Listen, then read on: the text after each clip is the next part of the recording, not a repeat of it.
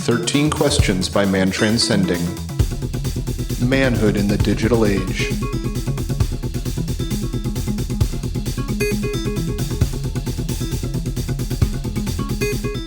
That was awesome, man. Hell yeah. That was a good one. I've been looking forward to that. That was another one I've been, I had in the back of my mind for a while now. So, I never really asked this. How did you come across Daniel? He, do you want to record? That's fine. I still got my recording going. Okay, cool. Yeah, because we could use this for the intro. I was just assuming I was soft rolling in, and right. We just do it. Cool. So through editing magic, I'll do nothing. Yeah, exactly.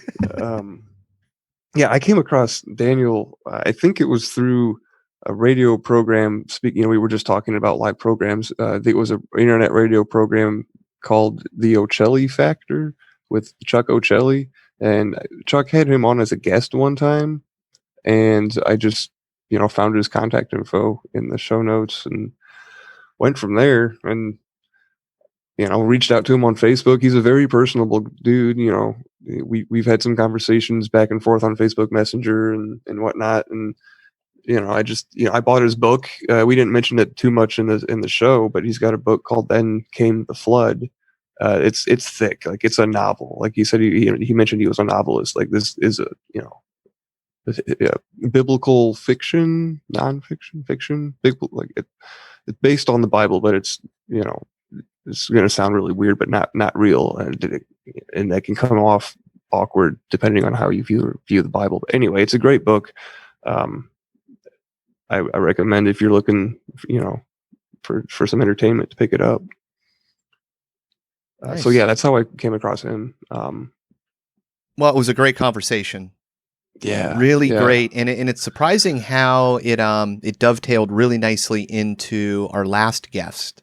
Or I don't know if was it our last edited Marty Leeds? That we recorded. Come out. I think there'll be a couple episodes in between this one and Marty's. So we just released that one, and it was really beautiful to see how his perspective and parallels, just fit so well. So yeah, it was interesting. This almost felt like a continuation of that podcast or that episode of 13 Questions. A little bit, it did. To think about that, but yeah, Daniel's a great dude, and I'm happy that he came on, and I'm excited to see what the future holds if we're gonna collaborate on whatever. Yeah, absolutely.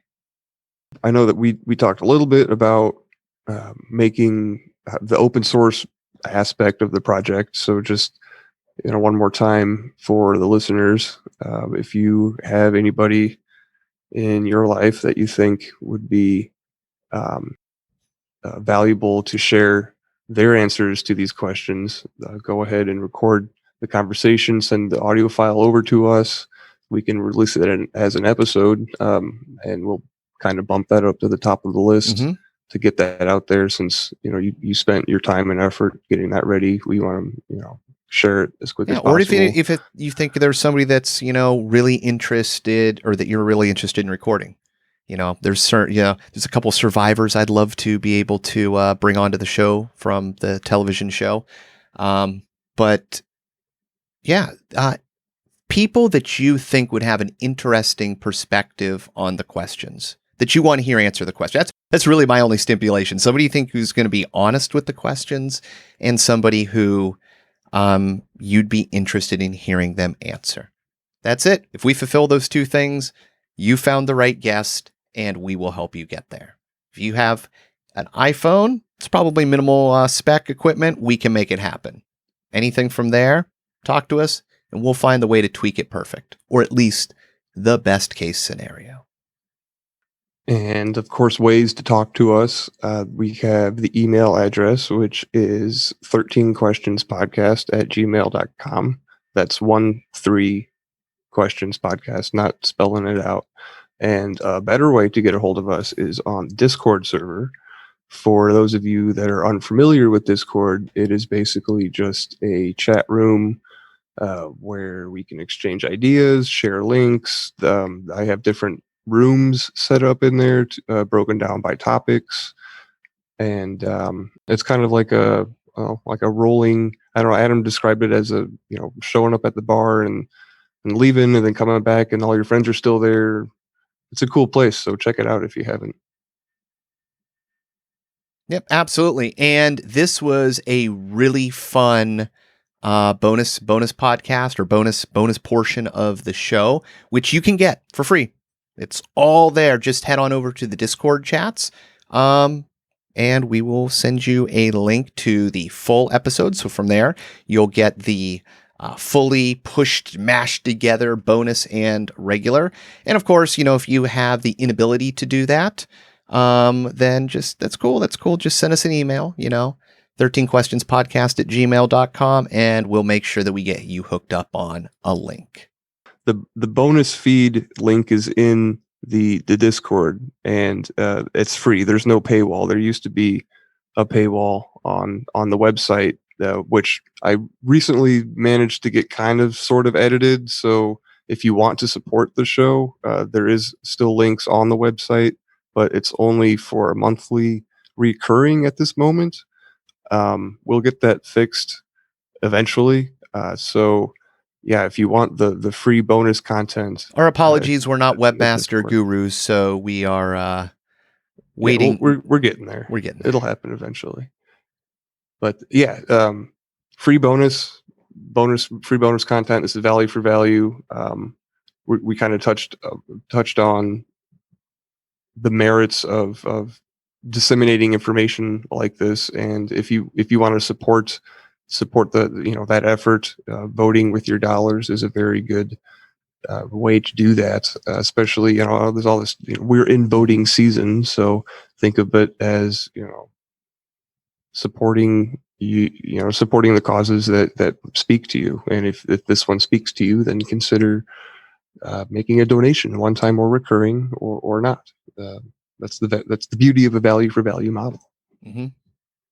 Yeah, and we try to bring a lot to you. We offer you our time, we offer you the guest time, but just as importantly, we offer you really high quality audio. We push the feeds out. There's hosting costs and all those fun things and websites, and not trying to go Sarah McLachlan in any way, but it's just to say that supporting your show really is helping us grow, and it really will help make this thing into something much larger than it is. And, I give everything that I can, and I know Bill does too.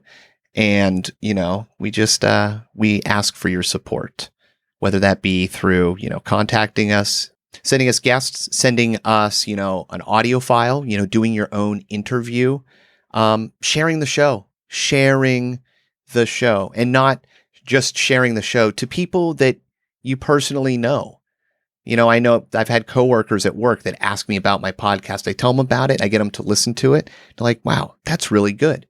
And so it's great because, I'm not trying to broadcast this for, advertisement reasons. It's literally because it's like, hey man, you seem like the type of person that would enjoy a South Grove podcast. And I think this one might be up your alley. And, there's been wonderful reception to it. And I find personal growth in doing the show, in listening to the episodes again and over again. So I can only imagine that there's people out there that feel that same value, that feel, maybe I feel a need, but feel that this is something more and want to help and nurture it. So I'm doing all that I can. And I'm glad that everybody out there is helping share the show and helping support the show. And we truly couldn't do it without you. And there'd be no reason to do it without you, because without you, the information would be in a void and doing no good. So, honestly, you by being here is the best thing that you could do. Thank you. Yeah. So needless to say, we're grateful for the listeners. And speaking of gratitude, did you want to do a gratitude segment? Yes, absolutely. Cool. I can go first. I was just thinking about how we touched on music and how music can be a tool to turn oneself on creatively, spiritually, or emotionally. And I just think that music used as a mood, like a mood enhancer or a mood setter, is really an undervalued tool that people can take advantage more of. And I know that in my own personal life, doing that involves, listening to like soft jazz or something during the day, just to kind of, slow things down and remind myself to be a little bit still. And so, yeah, I'm just thankful for music, and that, we have the ability to use that in a conscious, constructive way if we choose to do that. So that's what I'm grateful for this episode. That's beautiful, Bill. I want to just drop a little technical note on top of that too. Quality of listening device. Investing in a good pair of very wide frequency range headphones is an amazing investment, especially as we get into this episode. We talk about binaural beats and things, and you just truly cannot experience the interference waves that happen without the proper frequency response. So, just a little thing out there that if you really do get into frequencies, being able to reproduce them, good thing to do. But yeah, it's interesting. This happened to me at work, and between, the crossover with Marty in this episode and Daniel, one of the things that I'm grateful for is that there's still this sense of wonder in language in the world. Because I forget where I was seeing it, somebody was talking about a wheelbarrow and being the first, it was on America's Funniest Home Videos right before I came on. Bergeron was talking about, the first person to put a wheel on a barrow. And I was like, I never thought of a wheelbarrow as a wheelbarrow.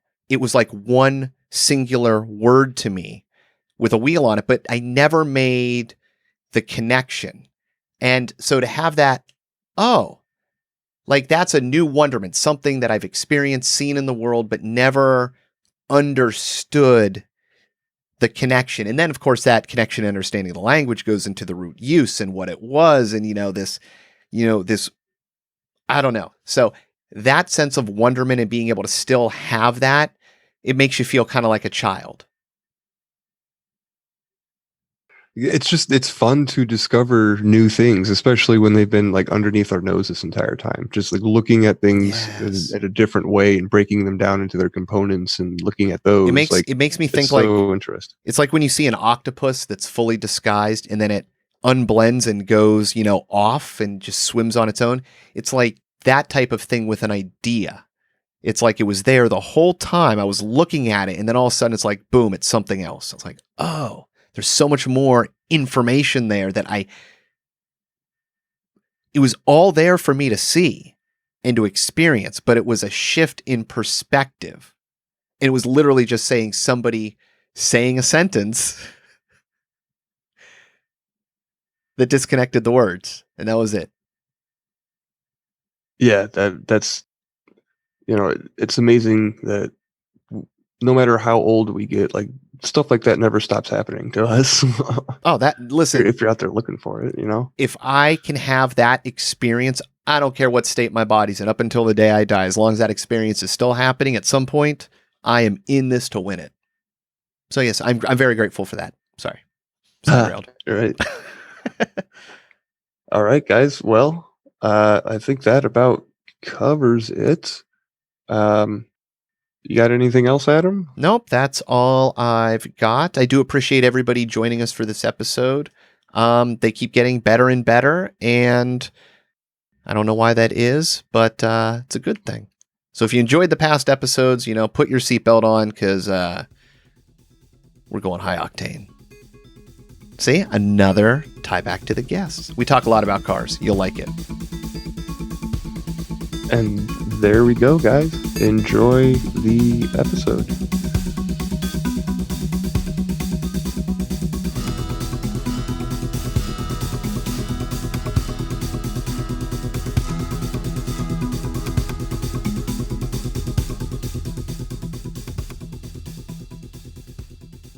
All right, Daniel, question number 1. What was the best advice ever given to you? Would you modify it at all today? Oh man, what was the bet today? First, you mean what I'm modest. Thanks for having me on, guys. I've been looking forward to this my whole life. I used to watch Inside the Actors Studio with Bruce Lipton and go, one day, our questions are so much better.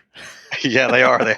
I glanced over them because I didn't want to be too, I didn't want to have too much forethought to how I was going to respond. So I skimmed them, but I'm like, I have been waiting for this moment my entire life to be asked questions as if I'm rather important. What is your favorite color, and how does it make you feel? Do you mean an African swallow or Yeah, any Monty Python references that are caught by you guys mean you're even cooler than I first thought. So, best advice. Can I cheat and give two? Absolutely. Absolutely. Awesome. The first one would have to have come from my father, who said, "Son, never go with a ready-made family." And him being the married to a woman that had like 8 kids and he's got 3 of his own, when he said it through troubled brow, I knew he meant it. And so that was one of the best pieces of advice I ever got. And hell no, I wouldn't modify it. He was basically saying, spare yourself the insanity of that task, son. Not that he didn't love my mother, but it was difficult, So no, I wouldn't change that. Never go with a ready-made family, son. And I've stuck to my guns on that. So that's the first piece. The second piece, in all seriousness, my father's brother, my uncle, he was a master mason. And Bill, I dabble in metaphysics and at the esoteric and the occult and things like that. Oh, yeah. So to say that the second piece of advice came from a master mason is indicative of something. I don't know what, but I always knew I wanted to be a writer. And my uncle Don, the master mason, he had a very interesting way of showing his affection, and it was often perceived by myself as he didn't like me. He had some smart ass remark. I used to wear fedoras when I was younger, and he would rip at me about them and say he'd like to have 2, one to shit in and one to cover it up with, things like that. But that was the way that he showed his love. It was weird. Well, there was one point, it might have been 11 or 12, where I had to navigate him to a different town in South Carolina because he didn't know the lay of the land. And I was volunteered by my father to ride shotgun and show him how to get to where we were going. And I was like, oh, great. This is going to be awkward. This asshole hates me, for one. So I got to show him how to get to this place. But this was like one of the very few moments I remember where if there ever was some hardcore master mason knowledge that was dropped on my head, it was on this ride, and it was by him.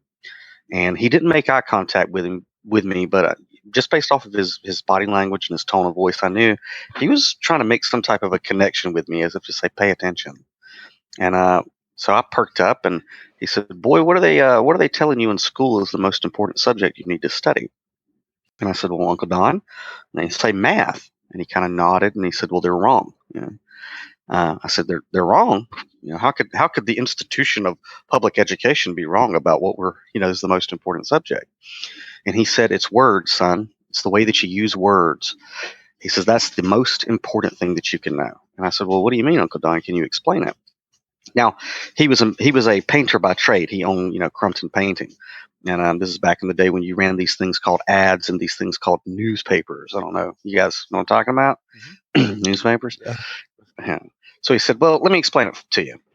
Now, in hindsight, after I've studied, the Masonic stuff, now I can see why he said it the way he said it. But he said, I'm a painter and I got my own company. And I have competition, and they'll run an ad that says, we'll paint your house for $300. He said, and so they'll run that ad and, they'll get a little bit of business. He says, but, I'll come right along and I'll put an ad in the paper that says, we'll strip your house, we'll prime your house, we'll put on first coat, we'll put on second coat, we'll do cleanup and, whatever all the vernacular of the painting industry is. He says, and I'll say for $5,000, he said, and I'll get more business than that first guy. He says, now, do you want to know what I basically said? And I said, what's that, Uncle Don? He said, we'll paint your house for $5,000. So he said, that's why the usage and study of words is the most important thing that you can know. And that was probably, that piece of advice probably set me off on my path more than I realize even today. And no, I wouldn't modify it because, I think your last guest, who was excellent, his name was Marty Leeds. Is that right? Yep. Yes. Yep. Yeah, he was discussing the usage of words and magic, and spell work. And whenever he heard that, I was like, "Oh fuck, Marty, you stole my thunder," because that's what the fuck I was going to say. But yeah, so that's the second piece of advice, and no, I wouldn't modify it. Still stands true. That's an awesome answer. I knew. See, this is why I wanted to have you on, because the way that you explain things with stories like that is, it just really resonates with me. But yeah, speaking of using words, yeah, that would, I guess that would be speaking to what do you have, logic, or you have grammar, logic, and then rhetoric. So hmm that would kind of tie into the whole idea of rhetoric, right? Yeah, I mean, and another way is, one, it's very handy in business if you're doing negotiations in business. Also, it really helps in your personal relationships Mhm. to be able to communicate as well. You know what I mean? But one of the best, I think one of the best tools in your arsenal, if you were a wordsmith or a word magician, is you could spot somebody else's bullshit a mile Yep. away. You know what I mean? You can spot their bullshit. It's like, I'm a domestic engineer. It's like, okay, you're a housewife. Great. You know what I mean? So yeah, words. They're fantastic. They could, Words the mean things. words mean things. The Bible's true when it says, it can lift you up, it can build a nation, or it can destroy somebody. The way that you use your words. So yeah, did we nail that one? We good? I think so. Words and spelling and all that Mm-hmm. jazz. Coming from a master mason, no doubt. Yes. Nudging me, perhaps. Who knows? Well, uh, so we'll move on to question number 2. What was the most important lesson you learned from your parents? Whew. Now this will be a multiple answer too. The first thing I learned from my parents is commitment. Just whatever it is that you're putting your hand to, commit. Don't go in halfway. And I learned that from basically watching two individuals who came from, the dirt roads of country Georgia during, right after the Depression. They come from unbearable odds, who went through their different life courses of trial and error. And, my dad was in 2 foreign wars, and my mom went through several abusive relationships. And when they got together, the deck was already stacked against them, but they committed to each other through thick and through thin. And if there was ever, maybe I'm old school or old fashioned, but if there was ever a perfect love story that would epitomize till death do us part, through sickness and in health, through all that shit, it was my parents. It was my parents. And I'll tell you, I'll tell a quick story. Uh, and she wouldn't mind it either. My mom, she struggled with addiction. She struggled with alcoholism when she was younger. She licked it like a champ, just like she licked everything else. But after her father passed away, she went through a particularly traumatic time. And anybody who's listening that's lost a loved one, life's going to suck for a while. It's going to suck for a while. And you cope the way that you can cope. And unfortunately, the way that she chose to cope was by, heavy drinking. And I remember at the height of it, I sat down at the table with my dad. He was drinking his coffee, doing his crossword puzzle. And I said, Dad, she had made a lot of mistakes while she was intoxicated the night before. And I said, Dad, if you wanted to divorce Mom, I wouldn't be mad at you. And if you do, I want to come and live with you. And I watched that man. My dad he was a cool dude. He was cool hand Luke. He very rarely lost his temper. When he did, watch out. But whenever you saw him angry, you knew you fucked up. So he took his glasses off. He looked me dead in the face. And he said, Son, you get up from this table and you walk out of this room and you never say that again. Because in his head, he had made a commitment. And yeah, it sucked. She was fighting through an illness, a disease. And it would have been very, very easy for him to bail when things, got rough. But he wasn't going to do it. He had committed. And he was right, because it was like just not really a few months after that stand that he took that she just completely quit, and she never went back and remained sober for the rest of her life. But it would have been so easy for him to have made the decision to break his commitment that day. And it was the one day where, he showed me this is what this is what it means when you commit, that it's not always going to go your way. It's not always going to be roses. Sometimes it's going to fucking hurt. But if you committed, you committed. If you planted your flag, you plant your flag. And, you know, thankfully I was able to see that that commitment was rewarded. You know, it was rewarded. So I learned commitment from them just by watching them. I learned to be stubborn when you're right. In especially being stubborn when the numbers are against you. Like when the majority is against you, that's the best time to be stubborn, especially when you know that you're right. Mhm. Right? You guys, you know what I'm saying? And today we don't live in that society. Today we live in the society of let's stick our thumb up and see where the social media winds are going, and then we'll pick a side. You know, that's when it's easy to pick a side. But they showed me, you just you gotta stand your ground. You gotta dig your heels on a lot of things, specifically principle, and be stubborn as fuck, even when everybody's telling you to give up. So I learned that from them, and I learned that in the area of dealing with either intellectual, physical, emotional, or psychological bullies, you fight as dirty as you fucking can in defense of some of the defenses. If there's a bully out there, and anybody who's ever done something that I consider to be rude, which is take advantage of another person, or try to beat up on somebody who can't defend themselves, that's when you see the Hannibal Lecter in me come out.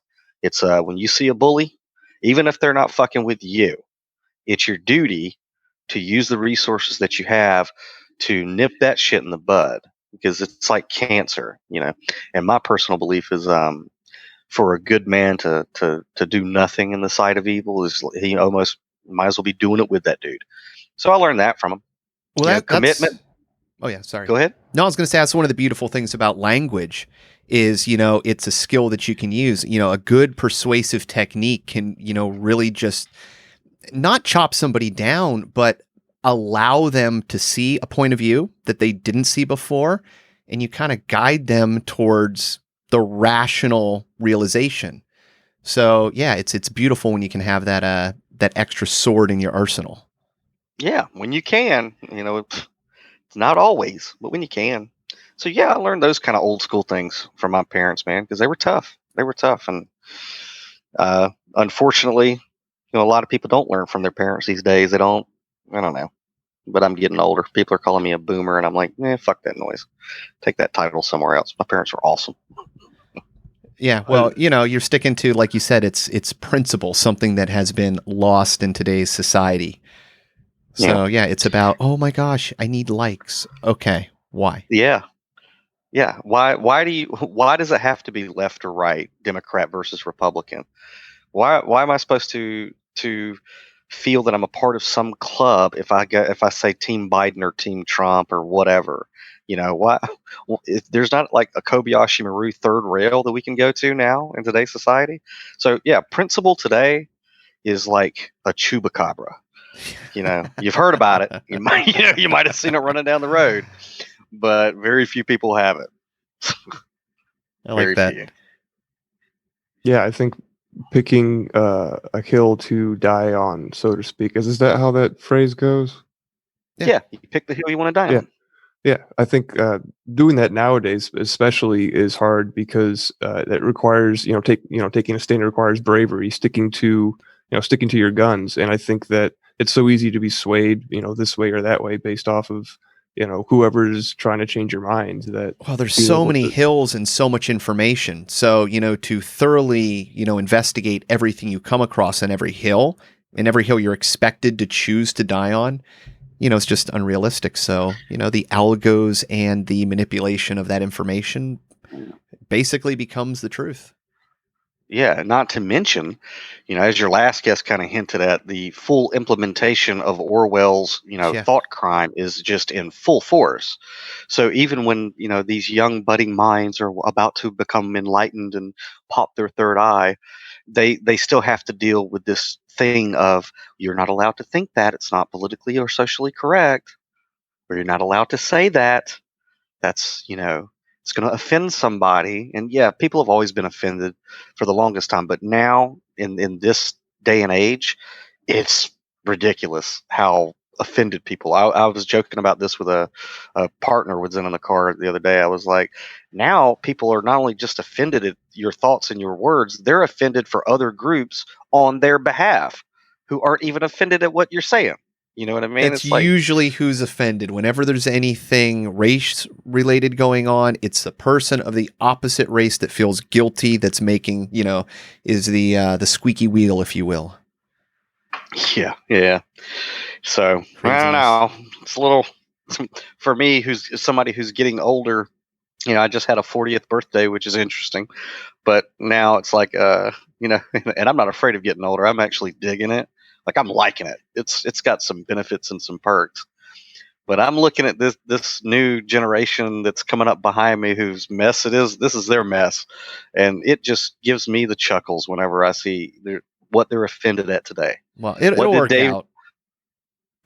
Yeah, it'll work out. I see the pendulum swinging, so it's going to swing all the way over, and everybody's going to be like, "Man, I had terrible parents. They didn't raise me." It's going to swing to the other side. We'll find something somewhere. It ain't going to be this though.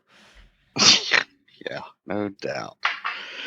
All right, what's the next question, man? Rack them up. Come on, we're all 2 for 0. We're 2 for 13, right? Yep. Yeah. Yep. We're on question 3 now.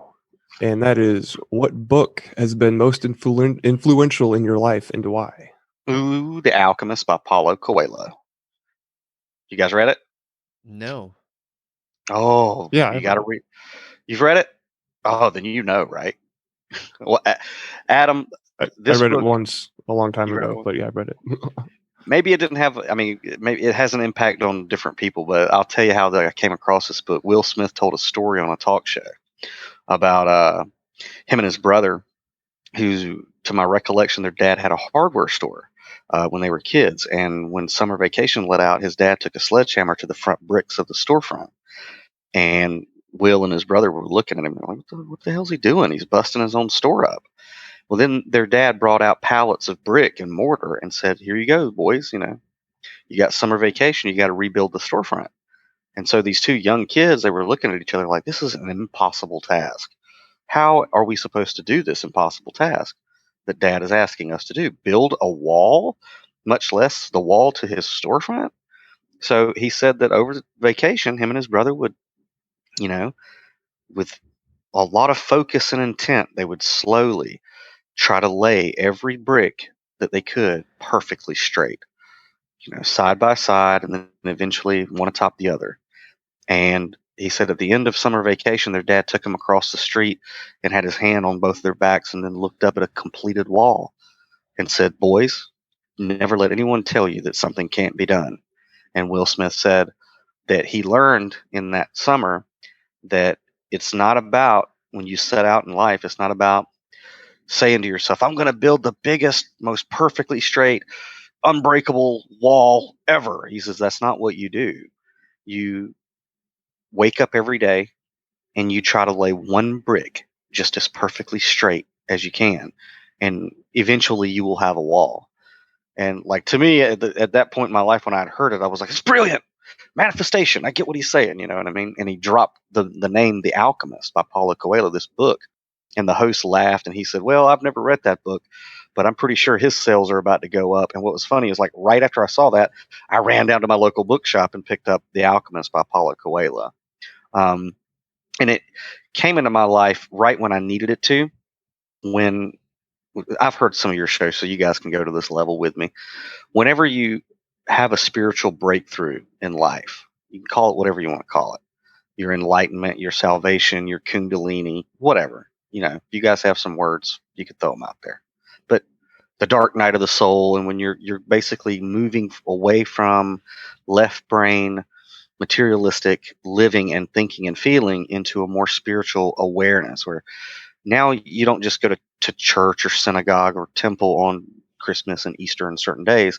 Now it's something that you really want to immerse yourself in, because you've kind of seen past the veil, or the other side of the Uberverse, as I call it, has touched you to let you know this is not just a nuts and bolts existence that we have. It's not supposed to be. It's not supposed to be a 9-to-5 thing where you get a 401k, maybe, get a wife and kids and then retire one day. There's more to this. You're here for more. So it was one of those moments when this little book, The Alchemist, came into my awareness. And it reads like a fairy tale. You could probably read it, in an afternoon on a good rainy day. And the way that that Paulo Coelho writes it is, there will be certain points when you literally slam the book shut and say, "This dude's writing about me. This is my life." You know what I mean? In allegorical form. Is that right, Bill? Yeah. Sounds, right on point to me. Yeah. For me, that's the way it was. Like, there were certain points where the protagonist of the story, who also goes on a spiritual quest, and he is taught the language of the universe, or the language of the world, the wind, right?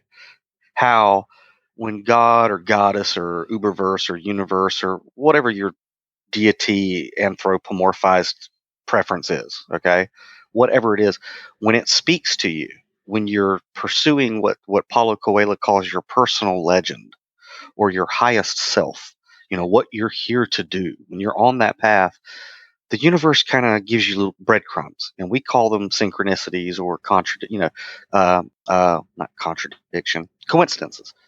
So most material people will go, "Oh, that's a coincidence," but then those who are getting into spiritual inclination go, "Yeah, but that's way too many quote unquote coincidences too closely packed together for it just to be a coincidence at this point."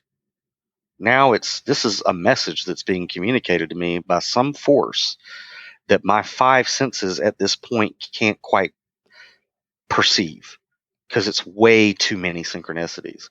And if you follow those synchronicities, despite logic, sometimes, despite your resources, despite everything, when you start to follow those synchronicities or the language of the universe, it carries you on your path, and it's almost like you're going downstream of your destiny, so to speak. So that book came into my life exactly when I needed it, when I was just getting into my spiritual, like, all right, now I'm going to be completely spiritual. Like, that's, I'm going to be 90% spiritual in my existence and 10% about the material world, is when I picked up The Alchemist. And anybody who is going through that transition, if you have not picked up The Alchemist and read it, you need to go do it. Like, don't even listen to the rest of this. Go pick it up, read it, and then listen to the rest of this, because it will have a profound effect on you. If you've ever been on your knees with tears streaming down your face as your world has collapsed and you're just begging whatever is out there, why? And you need an explanation. So That's the book you need to get. is this book kind of like a fiction, like a fantasy fiction that allows you to think in a new way? It is a fiction. I wouldn't say it's fantasy, because it's kind of based more in reality. It just hints at the spiritual. Gotcha. Does it make you think in a new way? Absolutely. It lets you know that you're not crazy. Okay. It lets you know that you do have a personal legend. But it is up to you to use your free will to bring that about. Everybody gets the call to adventure in this monomyth.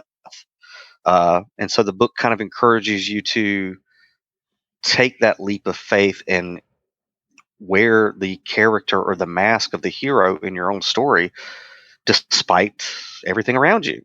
So it follows. I believe the kid's name is Santiago. I might be wrong, but the way that Paulo Coelho writes it, he doesn't necessarily make the main character so pronounced. He's kind of like Link from Legend of Zelda, so that the reader can step in that role. But it follows him, from the normal world of being a humdrum shepherd boy in Spain, having a very small dream, which is to marry this beautiful girl in the village, only to have some visions and dreams one night that he just can't shake. And so he goes to a gypsy woman who he, has been told to distrust. And he tells her, that he had a dream that these children told him that if he goes in between the pyramids, he'll find his treasure there. And so she interprets it. And then it follows him along as supernatural type events happen. And ultimately, he steps in his role of becoming an alchemist himself, which is anybody on a spiritual path. I think that's really what we're called to do, anyways, be alchemists. It's our duty to take all the energy and matter, I think would be the right word, matter around us, and transmute it for not so much personal benefit, but for the benefit of our species collectively, which is still personal benefit because it makes a better world to live in when you do that.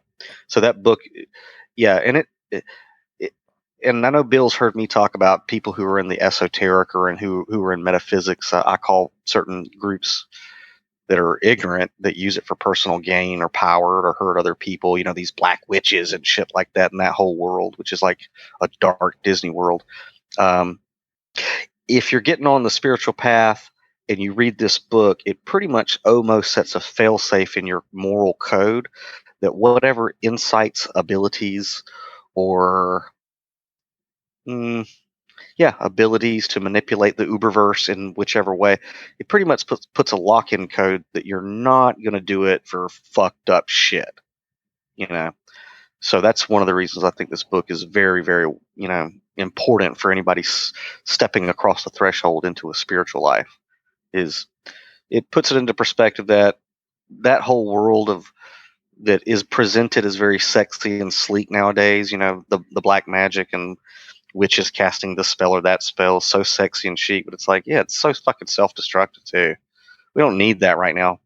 You know, we need people who are going to use the abilities they have to help push our species past the point of possible extinction if we're not fucking careful. Yeah. From my point of view. But, I also like the worldview that you have there. It's there's a purpose behind this.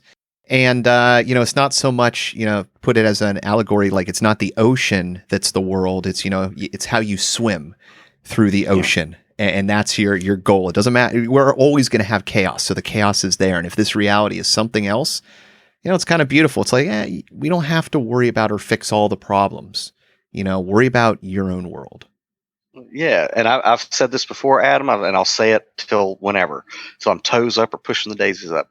The truest, fastest, most honest way to perceive all spiritual schools is found in a hymn, and that hymn is "Row, row, row your boat gently down the stream, merrily, merrily, merrily. Life is but a dream," because that is the truth. You could spend decades in temples in the Andes and still not come away as knowledgeable in spirituality as if you just grasp the lyrics to that song. It's a dream. Make it fun for other people. Don't make it a nightmare for yourself and the people around you. That makes you a douche.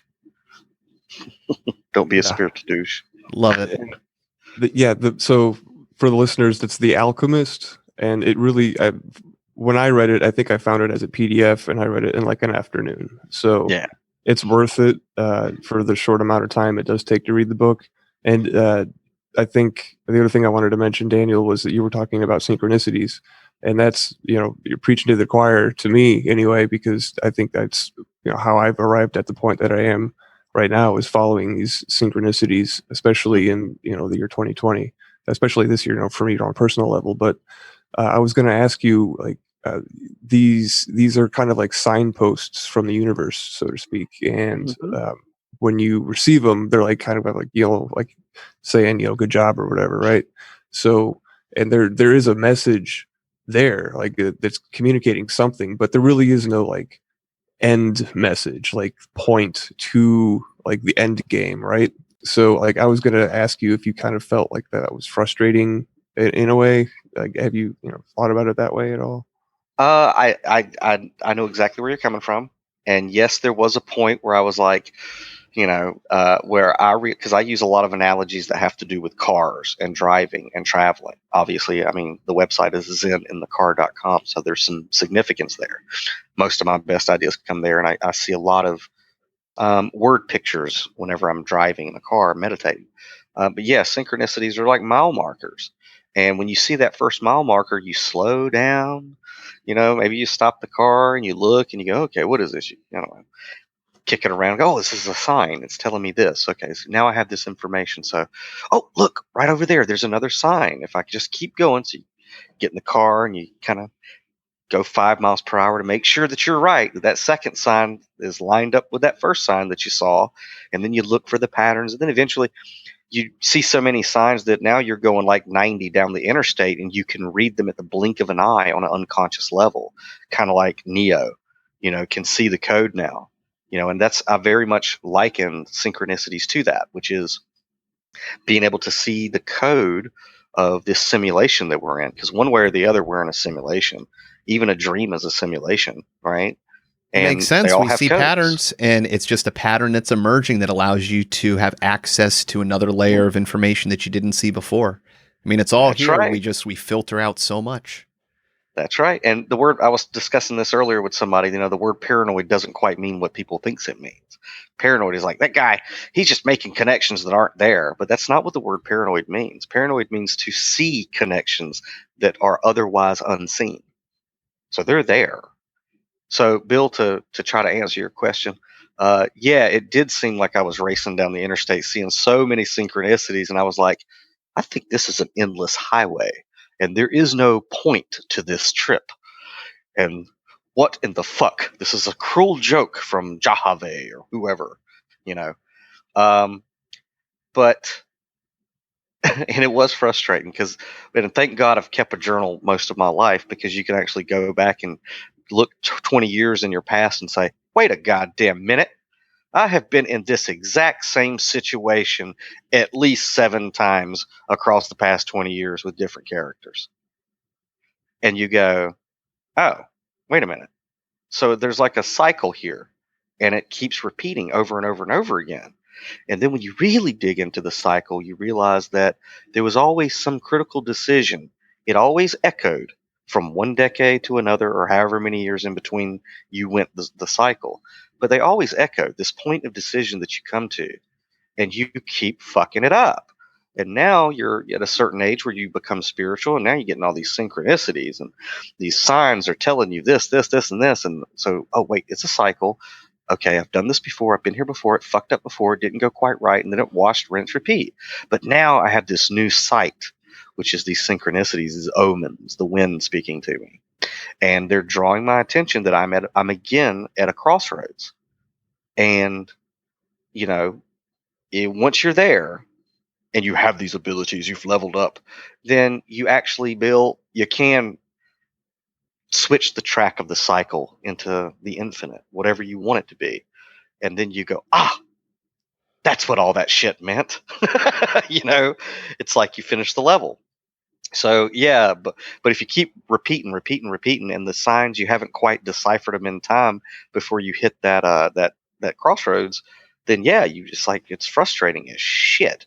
But when it clicks, brother, and you go, wait a minute, I'm more in control of this than they led me to believe and that I ever imagined, then it's worth it. Beautiful.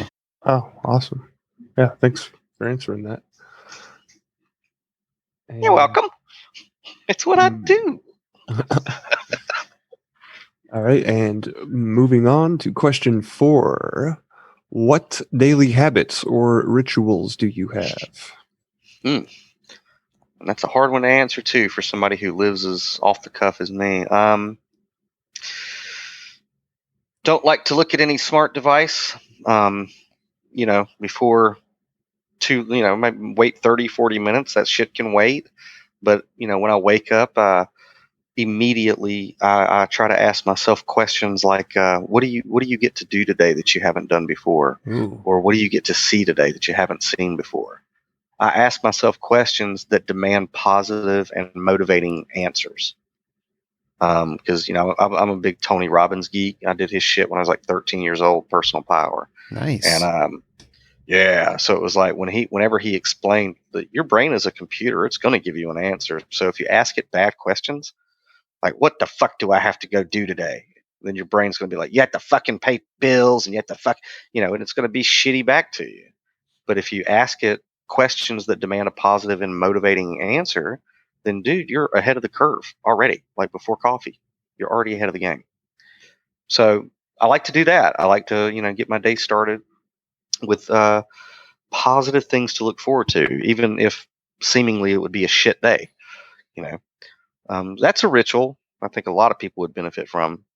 But yeah, not looking at the phone, not immediately allowing 5,000 Facebook friends and phone numbers and chat people infiltrate my consciousness before my consciousness has even had a time to get back in the body fully.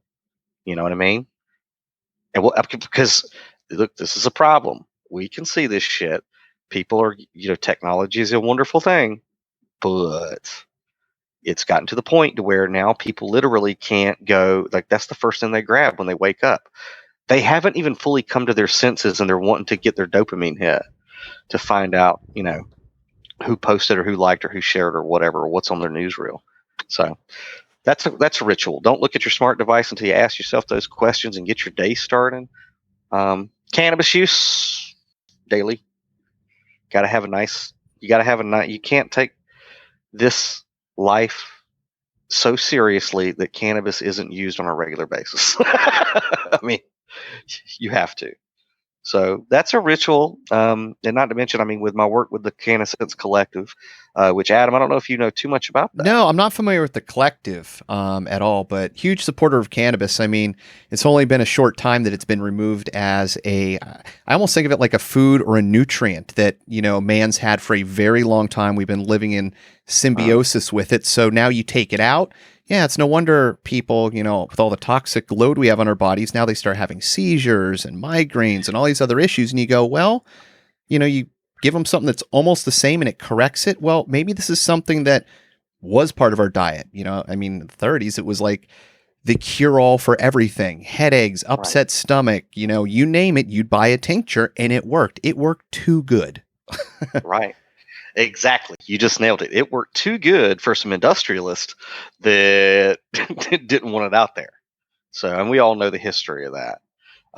But yes, cannabis is and not only, and I like to joke about it, and we all do if we partake of cannabis, about the recreational benefits of it. But it really is a medicine. It really is a medicine, and I wouldn't be doing the work that I do with the Cannasense Collective. And Adam, for the sake of for you to know, sake of you, I was almost going to construct the sentence. Good try, Daniel. Ha. Anyway, no, what we do is, it's Cannasense Total Wellness is basically, it's a medical collective that was cut from the cloth of the Liberty Movement from back in 2008 and 2012. We were like, this particular group, we were like, great. Our presidential candidate got shafted. Our views got shafted by the Republican Party. Us Ron Paul people is who we were. Where do we need to put our resources now as Liberty people? Because this whole thing about freedom and liberty in the Constitution maybe being a divinely inspired document, it means something to us. So there was a group of us that was like, well, it's still fucked up that we got veterans coming home with PTSD and CPTSD, and this entire nation has been traumatized since 9/11 repeatedly, to the point of collectively we no longer have post-traumatic stress disorder. We have complex post-traumatic stress disorder. So maybe what we need to do as activists who feel that we're put on this earth to make it better for the next generations is the decriminalization area. So Cannasense was founded by Neil Schloss. He's a guy up in Jersey, a good friend of mine, mentor. He put the lawful pieces together to enact this collective that is nationwide, to where now patients from all 50 states, despite what their states, personal laws are, have access to get medical cannabis where they live.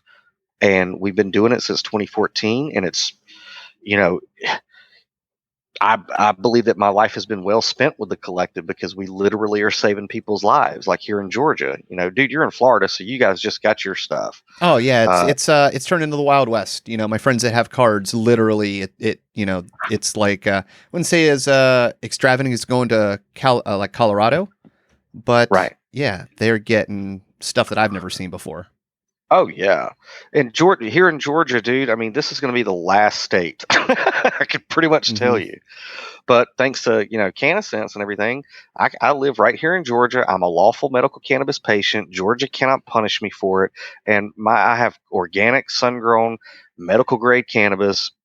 That's provided for me right here at home, and I don't have to worry about any of that stuff. So, I'm such a big, the nature of the question is what daily rituals, and cannabis use or taking THC and CBD into my body is one of those rituals to stay sane, which obviously it's a ritual because, look what I do with my life. Well, look, the crazy thing is booze, benzos, downers, whatever drug you want to put, OxyContins, they're all out there. They're available. You get prescriptions. Everybody's taking Adderall and, things like that. So To me, it's crazy that the thing that grows out of the ground is what people get worried about.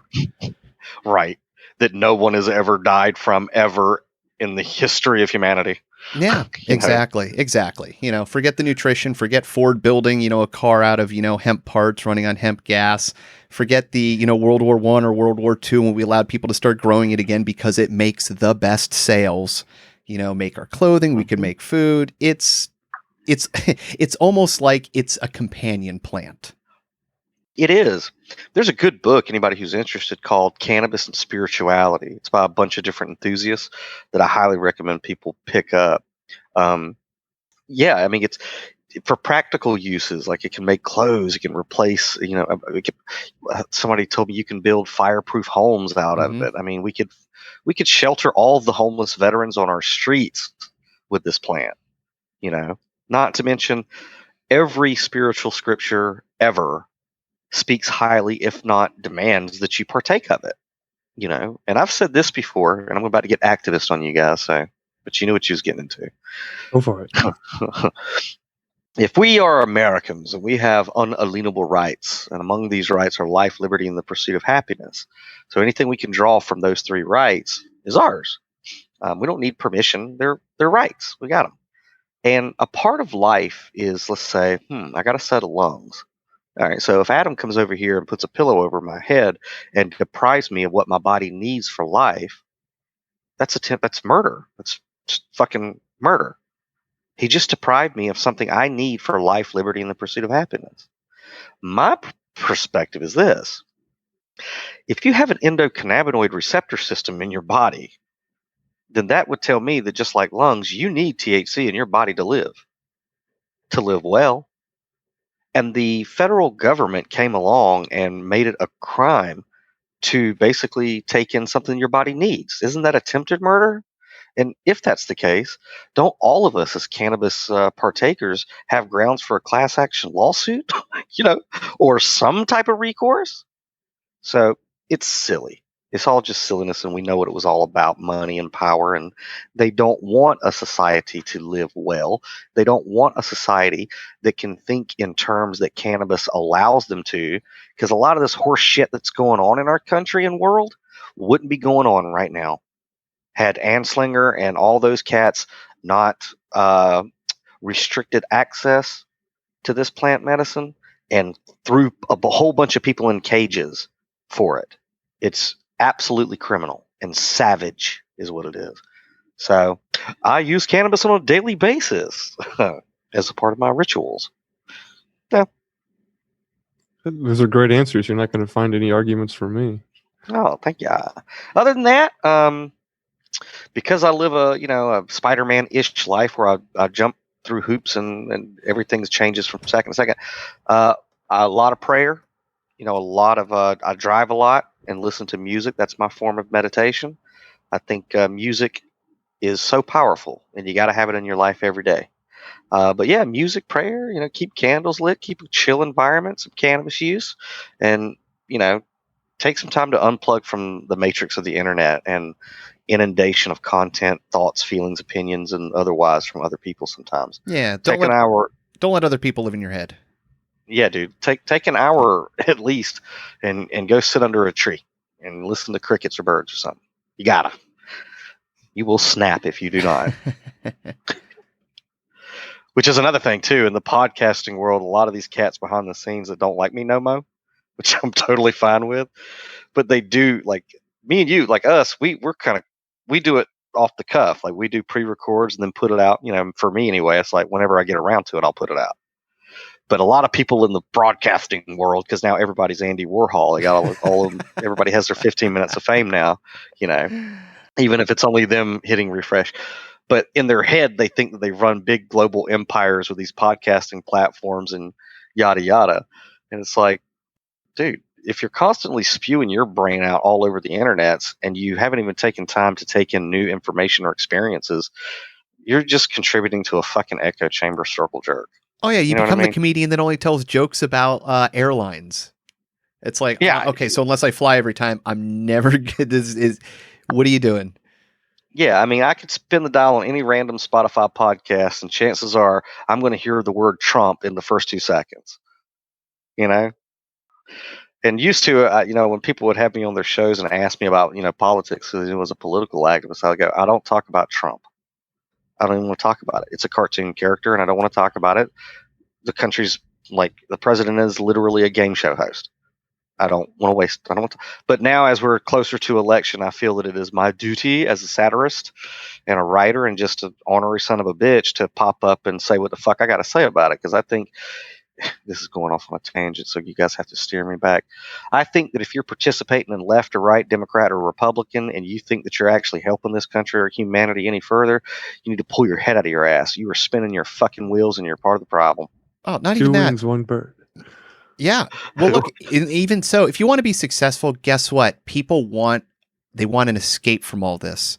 So what I love watching sports. They're all messed up. They're all terrible to watch. Every sports fan I know complains about every sport, but not the UFC. You watch a UFC fight, there's no politics. There's no nothing. It's a different game, and it's beautiful being able to sit for a few hours without that social bubble coming in. Yeah, I know what you mean, man. So, yeah, I guess to wrap that question up, Nice. make sure you just pay attention to how much inundation from the internet you're getting, and everyone's opinion. Because I got my front door open and everything, like it's crickets and it's pretty outside, so the world's not as on fire as some people want you to think. You're practicing good mental hygiene. Yeah, I mean, the world's fucked up. Don't get me wrong, but it's not as fucked up as they want you to think it is right now. Yeah, the sun's still gonna rise tomorrow. So allegedly. Right. Get back All to right. Ready for question 5?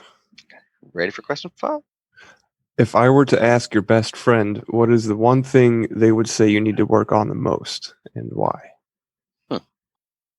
I don't do best friend or acquaintance. I mean, they're all friends. If you're in my small inner circle, then you're pretty high up on my respectable list. And they all would probably unanimously say, dude, stop overthinking it.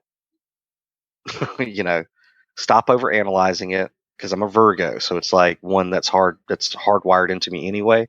But yes, don't stop overanalyzing or analyze it a little bit less, and stop over feeling, because I have superhero syndrome. So it's like I see other people's problems, and it's like sometimes they don't even ask me to help, and I'm already coming up with solutions for them. So my friends would tell me, stop overthinking it and stop over feeling it. Yeah, the superhero syndrome, that's something I kind of resonate with, but I called it, not to sound like egotistical or anything, but kind of like a savior complex. Like you Messiah complex. Yeah, is that like a clinical term for it? Or? I've certainly had a clinician throw that motherfucker at me. Say, you have a Messiah complex. So whether it's clinical or not, I don't know.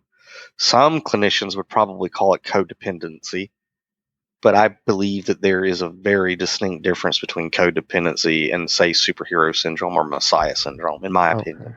Because I've had a counselor throw the term savior complex at me before. That's the first time I've kind of heard of it, and trying to distinguish between that and codependency has always confused me.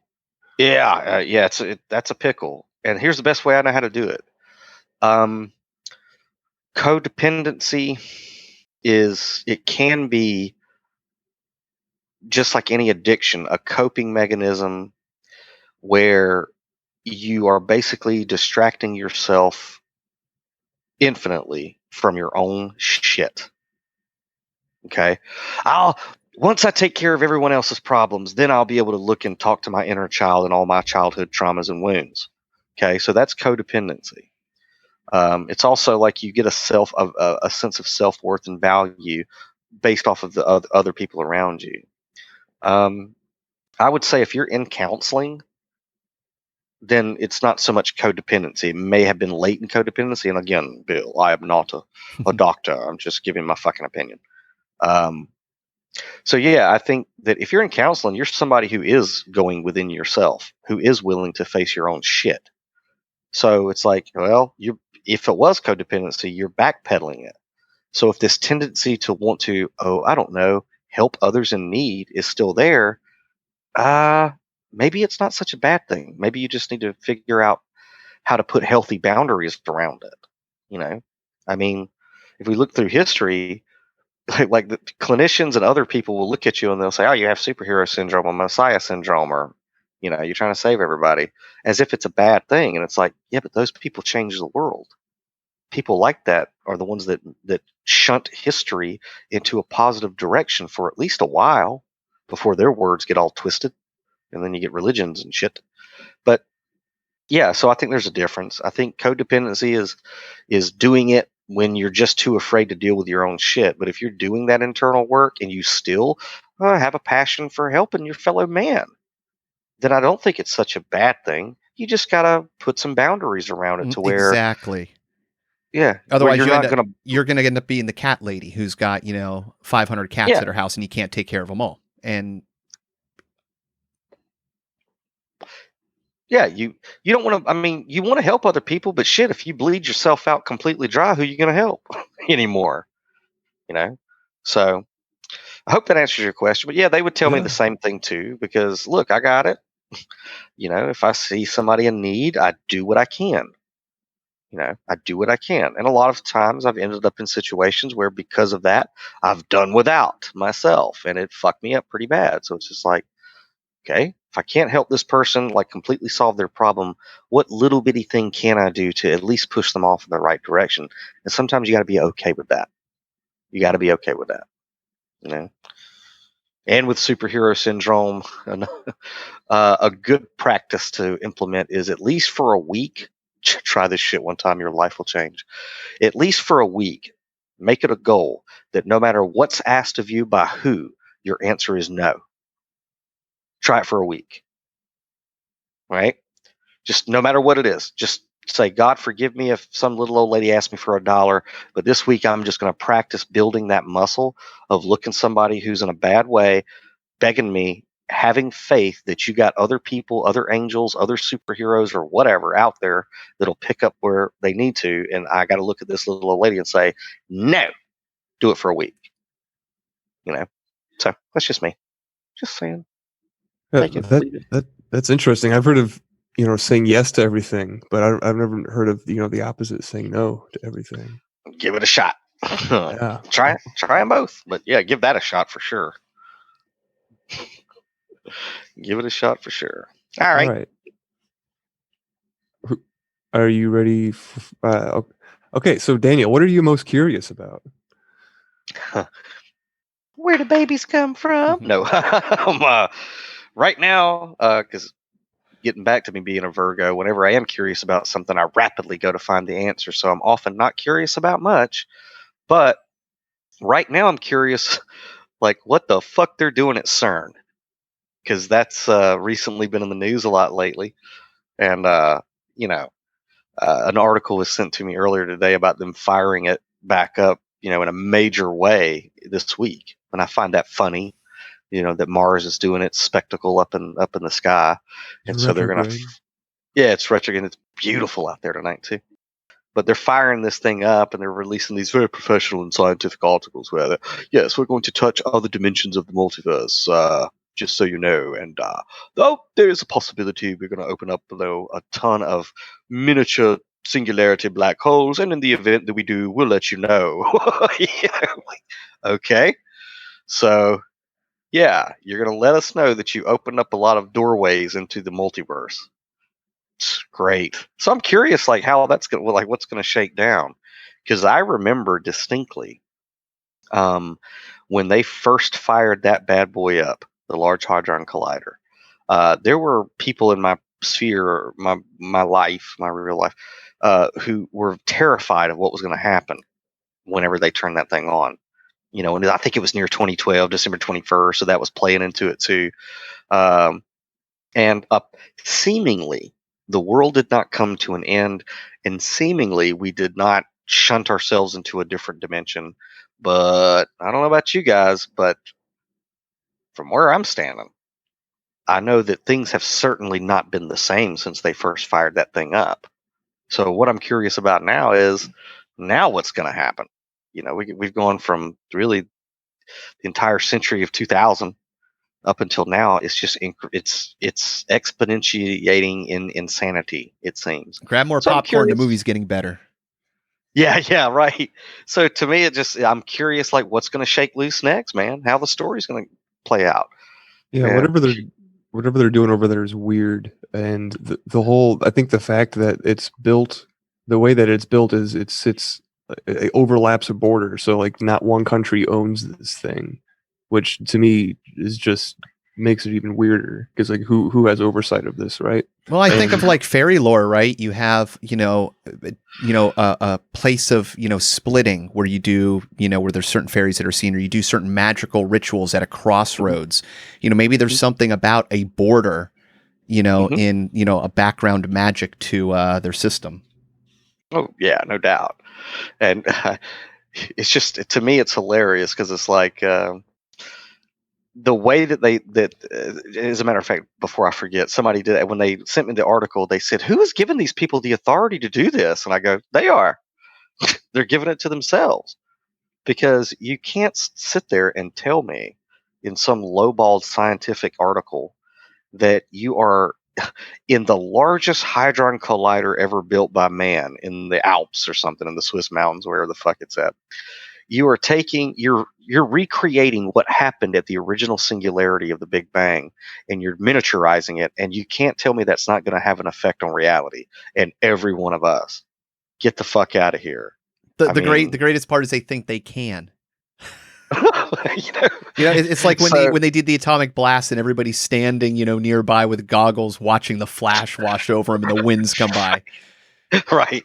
We'll deal with Nothing to that see here. later. Yeah, nothing to see here. It's a pretty light show. Just ignore that third arm. Yeah, exactly. That didn't affect anybody. Let's forget that it literally covered the entire planet with a new type of radioactive dust. Yep. And yeah. So whenever I had somebody read the article today to me because I was driving, and they were like, "What do we do?" I go, "What are you gonna do?" To me, it sounds like a good time because shit, genie's already out of the bottle. I'm just here for the ride. You know what I mean? It's the only way you're going to survive this world not being terrified. Well, it's like Led Zeppelin says, "Man, I'm a traveler of both time and space. This ain't my first rodeo. I'll be back." you know. dude, I think it's just gonna get weirder because you mentioned Mars there for a moment. The planets of Saturn and Jupiter are also getting ready to go conjunct to each other around the solstice this year. So like that's a rare occurrence, and could add to the uniqueness of whatever the hell's happening at CERN. I don't know, but I do know this, and I've said it all day today.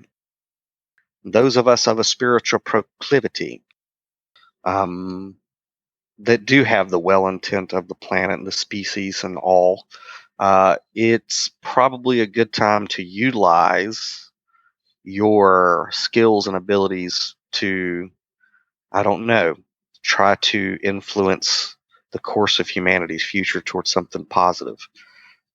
Be a good time to do it. It's a suggestion as somebody who just dabbles in metaphysics, just saying, you know. I agree. Yeah. I agree. All right. Question 7.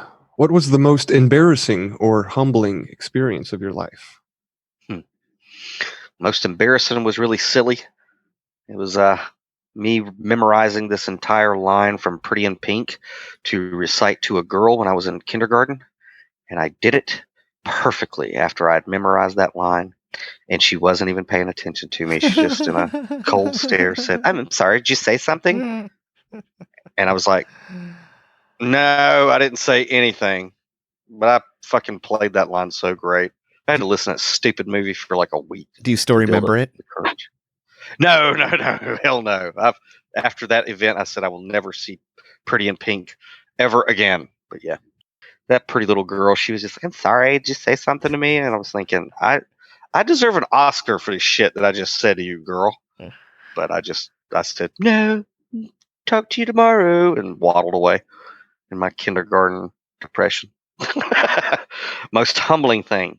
The most humbling thing is burning the fuck out and hitting rock bottom. Uh, my understanding of the word humble, my middle name actually means to be humble.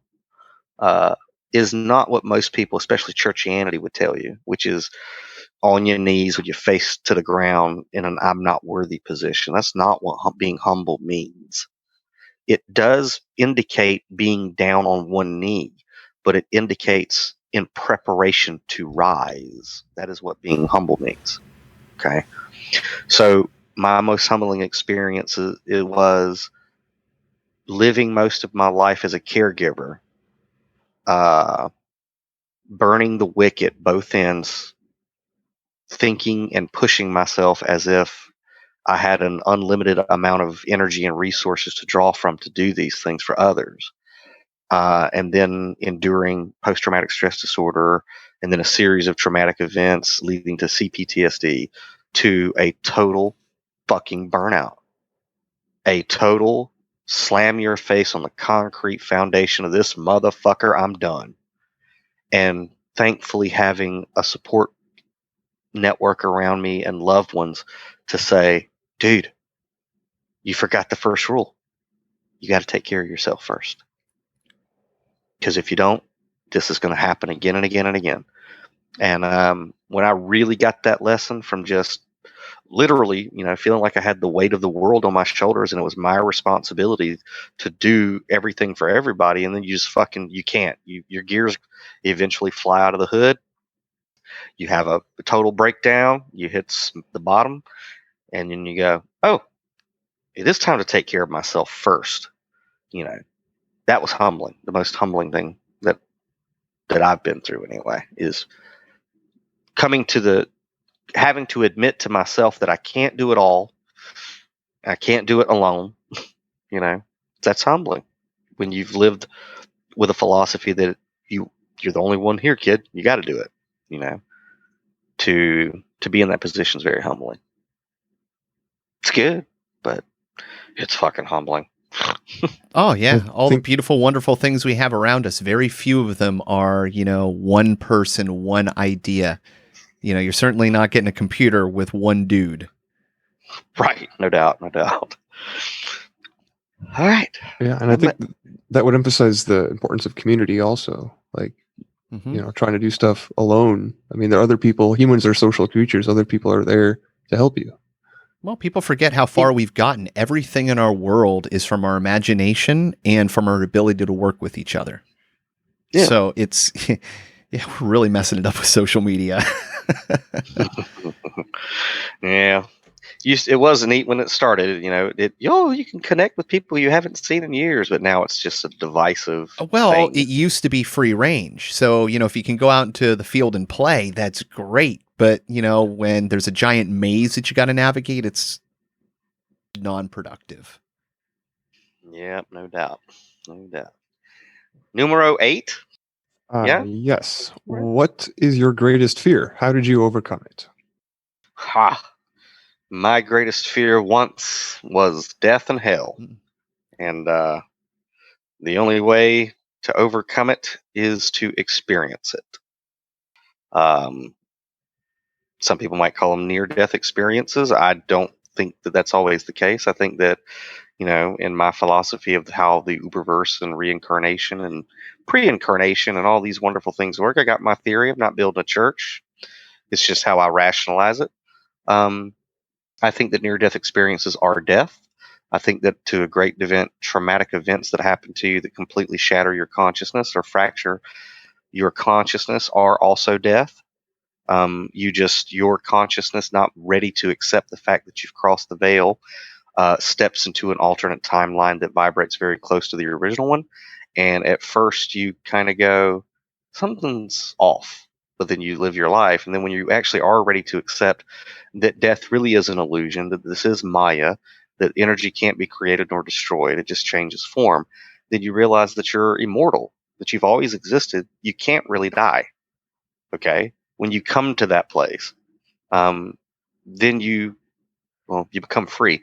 But for me, I had coming from a Southern Baptist not upbringing, but background, I had a terrible, terrible fear of physical death and the idea of burning in this Christian hell for eternity.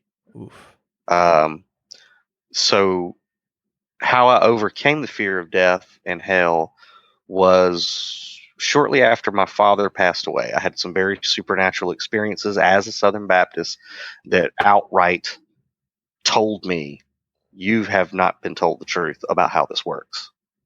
I was giving my father CPR when he passed away, and whenever I went to open his mouth, the last bit of air that he had ever took in went into my lungs. And, I heard a young man's voice, but knew undistinguishably it was my father.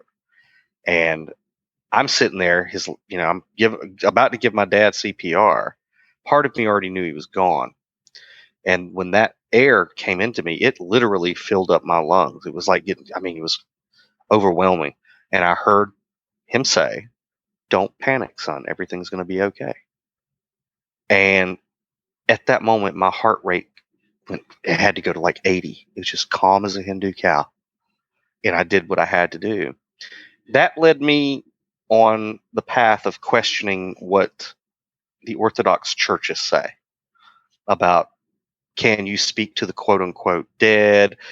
Can they communicate back, et cetera, et cetera. So the event giving me PTSD, but also making me question my spiritual beliefs, sent me on a path of, Gnosticism for the most part. Well, that's a common theme that you hear about, in the shaman. A traumatic event, opens up, this event, something that governments have tried to use on children to elicit, paranormal qualities. So it's what I love about this is it's kind of like baked into reality, no matter what dogmatic doctrine is out there, reality shows itself. And when it does, it's so personal, it's undeniable that it doesn't matter what they say. Mm-mm. Yeah, because when other people tell you about their spiritual or supernatural experiences, you have to believe them through faith. When it happens to you, then you know it, and nobody can take it away from you, and you cannot be deceived in that area ever again.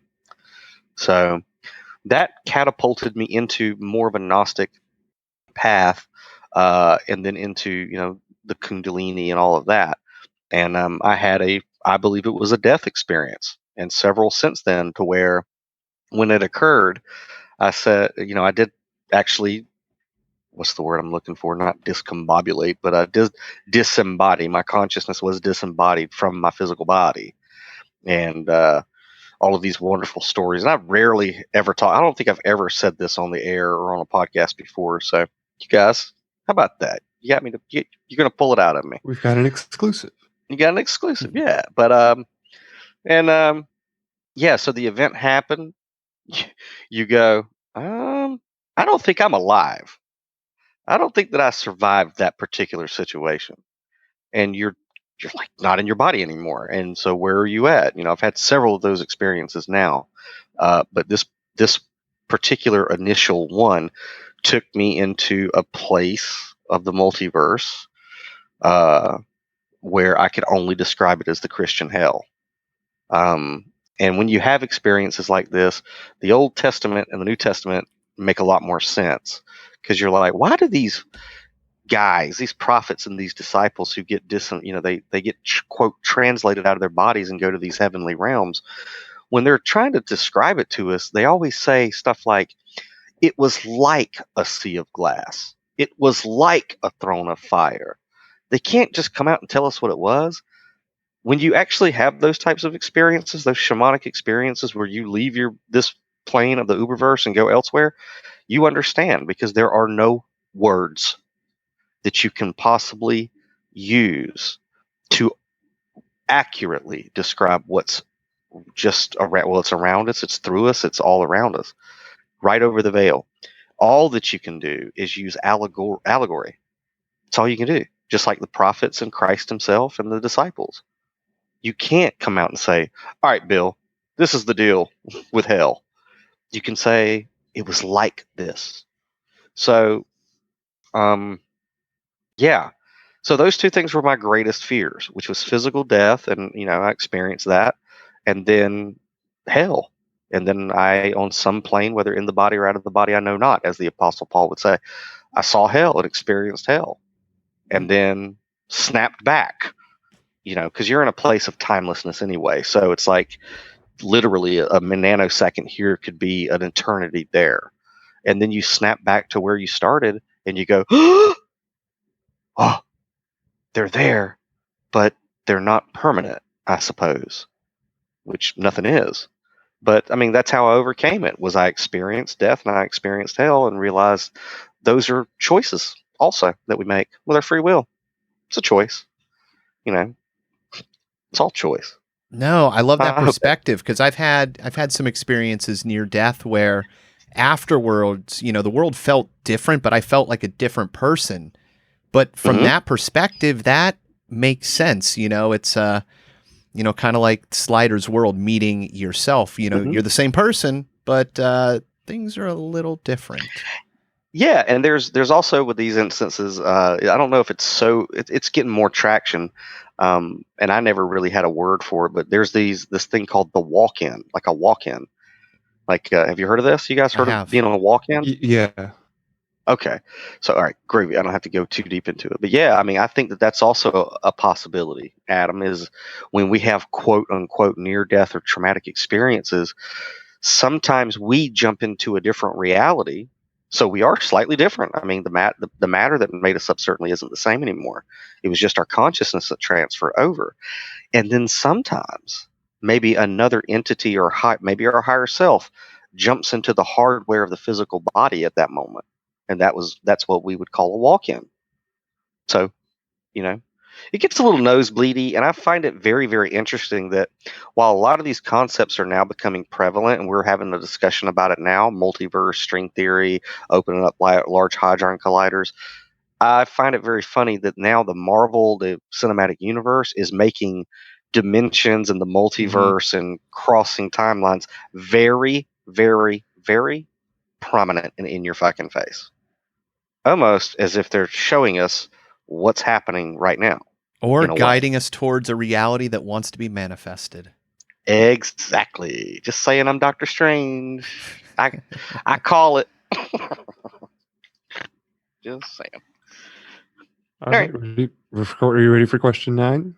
Sure. What quality do you most admire in a man? Why? Ah, a man. Um, Men who inspire me. Principles. And like we discussed earlier, I like a man with principles who has the willingness and the backbone to fucking stand on those principles. Um, like well, speaking of Marvel, like they said in Captain America, something to the effect, and I'll probably butcher it, but it's like when the whole world tells you to move, you have to be able to look at the whole world and say no on your principles. No, you move. So uh, I like men who can have dialogue, philosophical, political, or otherwise, who can have a dialogue without running away from it, if that makes sense. And being civil about it. I got a bunch of friends who are my friends that are Trump supporters, and one or two of them, if I go to critique Trump or their irrationality or cognitive dissonance for supporting Trump as a quote unquote conservative, they're not having the conversation with you. It's like, no, dude, come, let us discuss this. Let's reason with one another. So that basically, I like philosopher, poet, patriots, guys like that. That's why Ron Paul was such a big thing for my people. It's because, for all intents and purposes, he was the weakest candidate. He was the oldest candidate, frail grandpa looking dude. But this dude had these principles and was willing to get up on every Republican debate stage and be laughed at by all these fucking know nothings that were clapping for more war, more empire, more, empire building. And this one guy who just happened to have a principle of the Constitution being, pretty nifty, had the courage to go through the rigorous torment of doing a campaign trail in his 70s, knowing full well that the odds were so heavily stacked up against him in the campaign in '08 and 2012, but he still fucking did it anyway. He still did it anyway. That is something that, like, if I can line up with other men in areas, that's the area. Principled men. I even respect men who stand on their principles and they're fucking wrong. You know what I mean? And I'll give you an example. You guys know this pastor out of Tempe, Arizona, Stephen Anderson? Heard the I name. do not. Okay. Out west, he's a big stick in their craw. He's a Southern Baptist, King James only, fundamentalist preacher, and he's very well read in the Bible. I will give him that. He's a very fiery preacher. Occasionally, I still like listening to it. One or two of his sermons on different topics. However, he has some positions that are extremely unpopular out west and not politically correct. And his main one is that all homosexuals are demon possessed and they're all going to burn in hell forever. And he has very choice, slanderous words to use for them and says that they're all child pedophiles and they all need to be executed. And this is what the Bible says. Okay. Disclaimer. I do not agree with that fucked up shit. Okay. Nor do I agree that that's in the Bible.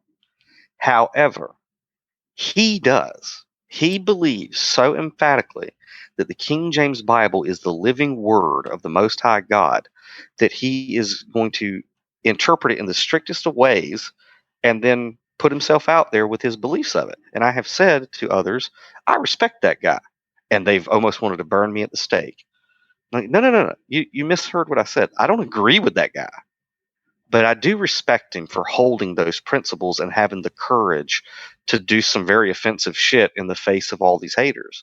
So in that, I respect him.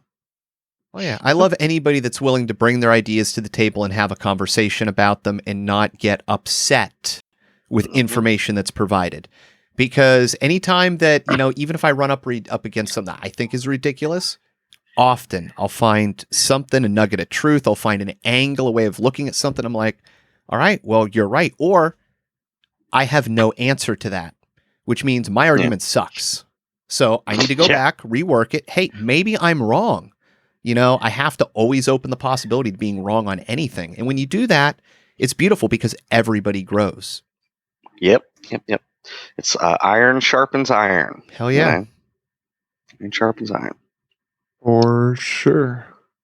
Are you ready for question 10? Sure. Who were / are your role models and why? The big ones are Stan Lee. He created an entire universe with his imagination, so that's awesome. Ron Paul's a role model for sure. My parents, clearly, are role models. I don't. Robert Downey Jr. I would have to say is a role model. Me being a recovered addict, so being able to see that he's a role model. But in my own personal life, I mean, most of my role models are in my inner circle. My brother Jarrett, we call him Ace. He's one of my biggest role models, and he always has been since I was a kid. And he's always taught me. He's the one that introduced the Hitchhiker's Guide to the Galaxy into my consciousness. So he's always been a role model and not taking shit as seriously as others.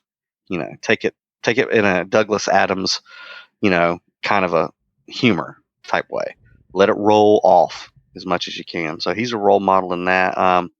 The founder of CanaSense, man, for also being a very Ron Paul type guy, sticking to his principles and basically using logic, reason, and empathy and compassion to develop the model of CanaSense. So Neil is certainly a role model for me. My other partner, Dave DePuma, who's with CanaSense, his Wolverine Logan toughness is just something to look. It's something to look up to. Like he'd punch a planet through a hurricane for what he believes in. The guys over at Zen in the Car, man. I mean, Kai Wong, who does the superest show ever with Dylan Wade and me.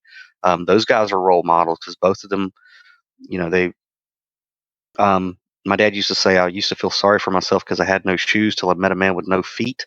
And whenever we get in pity parties and we want to put our ass on our shoulders about our personal woes, if we look up and communicate with others, we find out that our story's not so bad. That there are other people with other challenges that are either similar or greater than yours, and they're taking care of it, so you can too. So Kai is he's in college, young kid. He's grabbed his life by the reins and he's taken in a positive direction, overcoming addictions and things like that. And he's a role model for me. Every day I see him moving forward and evolving is, I look up to that.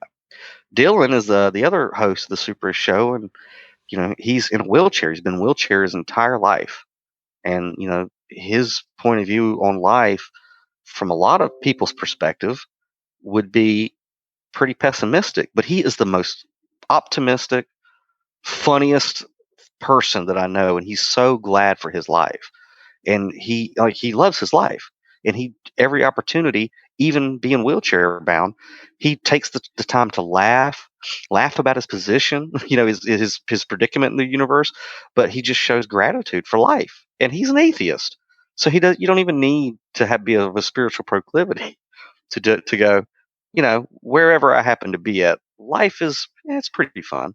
So I look up to him on that one a lot. Um, I have a lot of role models from the Canasense Collective because I work intimately with a lot of the patients, and my passion with helping people with emotional and mental disorders like PTSD and things like that draws me to it. So a lot of the Canasense Collective are role models for me, people that I communicate with regularly, either on the phone or through the back ends of the websites on the chats and things. Um, we do very much serve as not just people who are helping patients get medical cannabis, but a lot of the times, especially our senior citizens and stuff, they just need somebody to talk to. Veterans, sometimes they just, at 3 o'clock in the morning, they'll give us a call and they just need somebody to talk to. And more often than not, I pick up the phone. And so I know the personal stories of a lot of these people in our collective around the country. And even on days where I just am in the dumps in like depression or something like that because of my PTSD, one of them will call at just the right moment and give me their life story, and it's inspiring and makes me, snap out of the horse shit. But because we focus in on our own trials and our own fights, and oh me, this is what happened to me, and we could put blinders on and narrow our worldview. That hey, you're not the only one suffering. Not only are you not the only one suffering, you're not the only one suffering in a multitude of different ways. So every day I'm constantly, hearing from a patient that has a different ailment other than mine that's coming to cannabis. And so I'm educating myself highly about different disorders. Um, so a lot of the collective are role models for me because I hear from them the next day, which means they didn't give up, and sometimes that's the best you can fucking do, but you did it. You just didn't give up. But there's a lovely young lady that I've come to know in the past few months who has overcome chronic fatigue syndrome, or Epstein-Barr virus. Are you guys familiar with this? Not at all. Okay. I was not either. And you hear something like chronic fatigue syndrome and you go, oh, they get tired. There is a documentary on YouTube called Unrest. I highly recommend anybody who knows somebody with either fibromyalgia, Epstein-Barr, or chronic fatigue syndrome to watch that documentary, because chronic fatigue is such a bad name for what this disease is. And it really needs to be addressed. More people need to be educated about it. And what's it called? Unrest? The documentary is called Unrest, yes. And I'm going to tell you right now, it's a tearjerker. It does get better as you watch it, but it's going to let you know the horrors that somebody who suffers from this has to go through.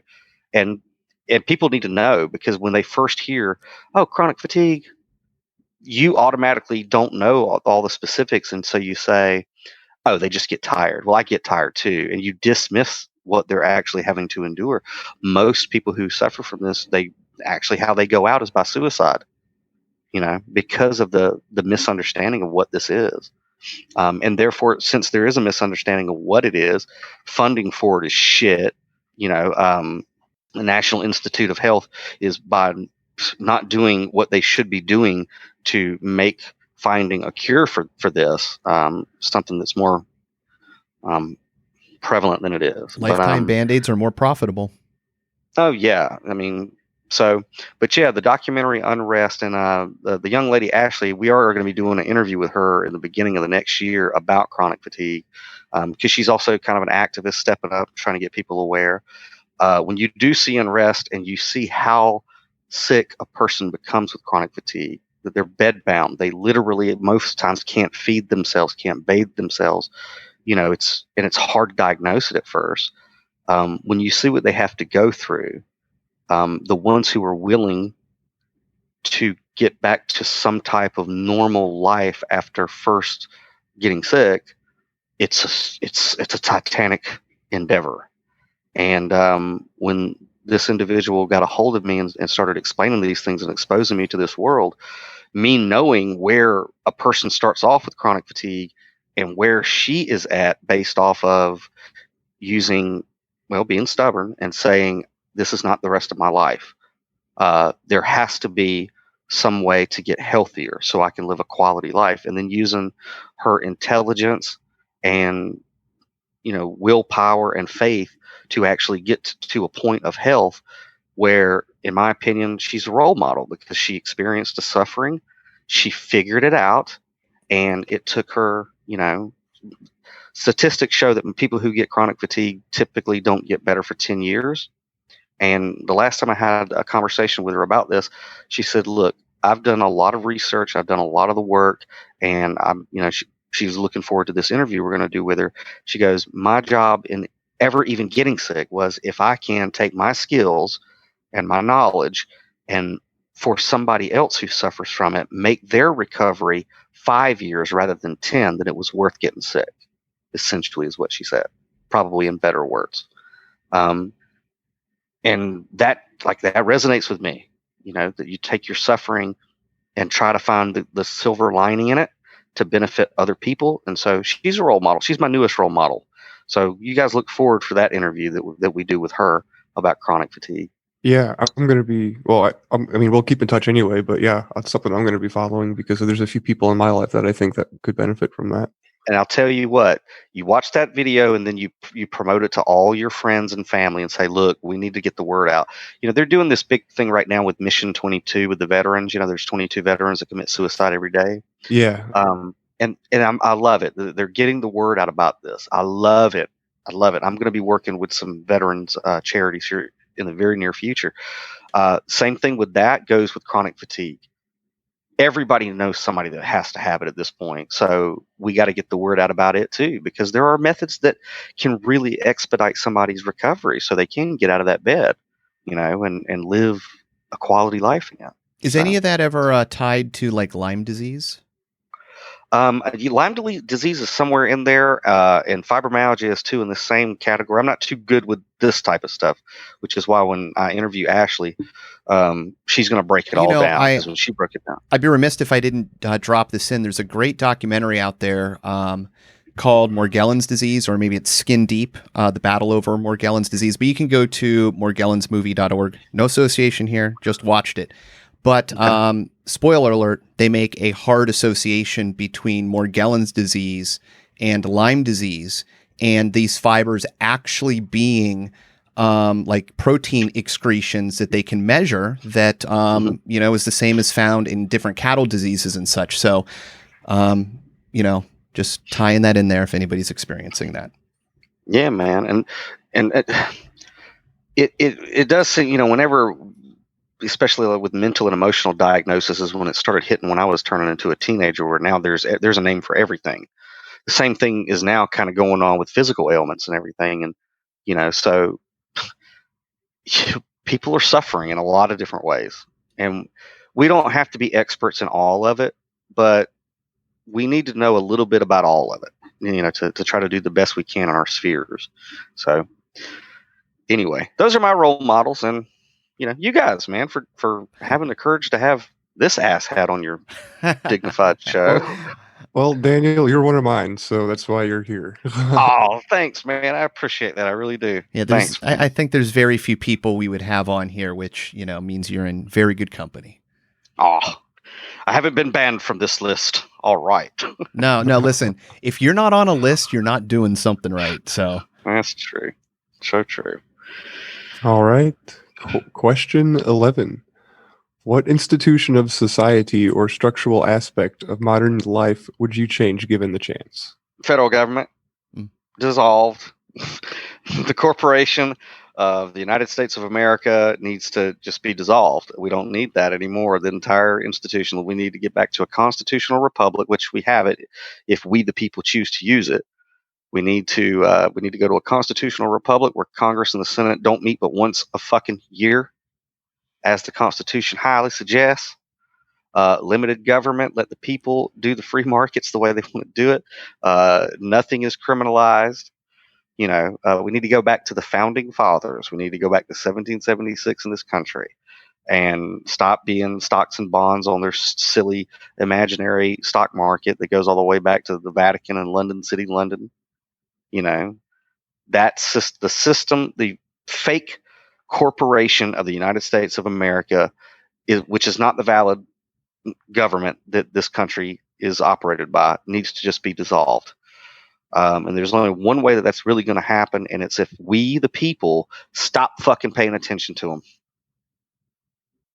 Just stop paying attention to them and stop participating, and then just pick up that very, very small document and read it. And we could possibly get this country, at least maybe a generation or two, get this country back to what it was set out to be, which is a new Atlantis, a great experiment. The greatest nation on earth because of its principles and its ideals. So if I could take Thanos' fucking gauntlet and do anything, it would just be to rub out any imagination that dog and pony show or dog and cat show or pony and cattle. I don't know. You know what I'm talking about? A little parade. Dog and pony? Yeah, it's dog and pony. Whatever. No, I love that idea. If you can imagine just being able to wipe out like half of the 65,000 federal statutes. Just like that. Exactly. Yeah, I'm sitting there watching Infinity War like, Thanos, come on, man. 50% of life, dude, just get rid of Congress and the Senate. Yeah, all right, just fuck it. And that in turn would help fix the world because we wouldn't be building bases all over the fucking planet. We wouldn't be bombing people because they look or speak or believe different than us. We wouldn't be raping the fucking earth of its natural resources and scraping up poppy over in Afghanistan to bring it to inner cities here to just keep people in a farm industry. Maybe that shit would stop worldwide. And then in turn, maybe the aliens would go, they got their shit together. Look, it's not a one world order or new world order. They actually figured out that you could do a one world republic where the rights of the individual are protected. Let's let them out into space. And then we join like the United Federation of Planets and it ripples out into the rest of the universe. So what the fuck was Thanos thinking? 50% of all life just in DC, bud. It's all we needed. Maybe we got phase 4 coming. Well, maybe the asteroid will just hit DC and we'll see how things roll out. Yeah, I guess. But that's what I would change. I would change that institution, which is it's a fucking corporation. It's like all of us going to, I don't know, I want to say any other corporation's name, but picture, Acme Industrial. Acme runs the country. We might as well be saying that. So I am going to go vote, though. I'm going to be writing in Jean-Luc Picard for president and then a cast of Disney princess movie characters for every other office. So I feel like I did my civil duty, but I'm going to be honest about it. Just saying. Voting for legal fictions. Legal fictions. Got it. Hey, and whatever gets us closer to Star Trek world, I'm all for it. So right. We're in there with technology anyway. Yeah, well, we'll get to see that in a few decades. Batter up. Yeah. All right. Question 12. What is the most courageous thing you have ever done in your life or seen? Most courageous thing I ever did was, oh, wow. Now I can't really say about myself. Or seen. The most courageous thing I've done is try to fulfill the best qualities of both of my parents. It's taken me some great places. The most courageous thing I've ever seen was watch a woman, my mother, who is still the toughest individual in the Uberverse, raise 8 kids, be a devoted wife, committed wife, fight her own personal demons, fight stage 4 terminal cancer once and beat it. It pops up a few years later, watch her fight it and beat that motherfucker again too. And I watched her live the rest of her life with end-stage COPD. Several times when I was standing in front of doctors with this look in their face where they said, when we take that mask off of her face, she'll be around for 20 minutes, prepare everything, get your affairs in order.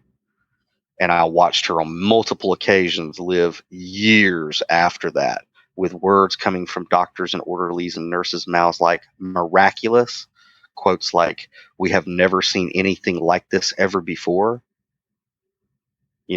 So the most courageous thing I've ever seen is my mom live her life, dude. For real. Courageous. Strongest entity ever. No doubt about it. And that's all I got to say about that. Me, I go to the grocery store from time to time, and that's rather courageous of me. You're probably speaking for a good portion of America right now. Right now, yeah. Don't get me started on that shit. That's a whole different 13 questions. Yeah. Episode 2 with Daniel Lewis. Question 1. One question. How dumb are these fucks? Yeah. All right. Question 13. What does it mean to be a man in today's world? Okay. What does it mean to be a man in today's world, or what should it mean in my perfect world? Ideally. I think they're both a reflection of the same, right? Okay. What it means to be a man in today's world is to be a gullible, spineless, endangered species. That's what it means. Not ideal. No, that's not ideal. Right. I just wanted to get it out there. It's what it is right now. Right. And I believe that. With a lot, you got organizations now like MGTOW. Have you heard of this silly shit? Men going their own way. I have not. Oh God. That doesn't sound very manly, though. It's what did you say? It doesn't even sound very manly. MGTOW. It doesn't sound manly, and it's really stupid. With feminism, and I don't mean real feminism, which is, hey, chicks are equal, because they are. I'm talking about militarized feminism. You know what I'm saying? Mm-hmm.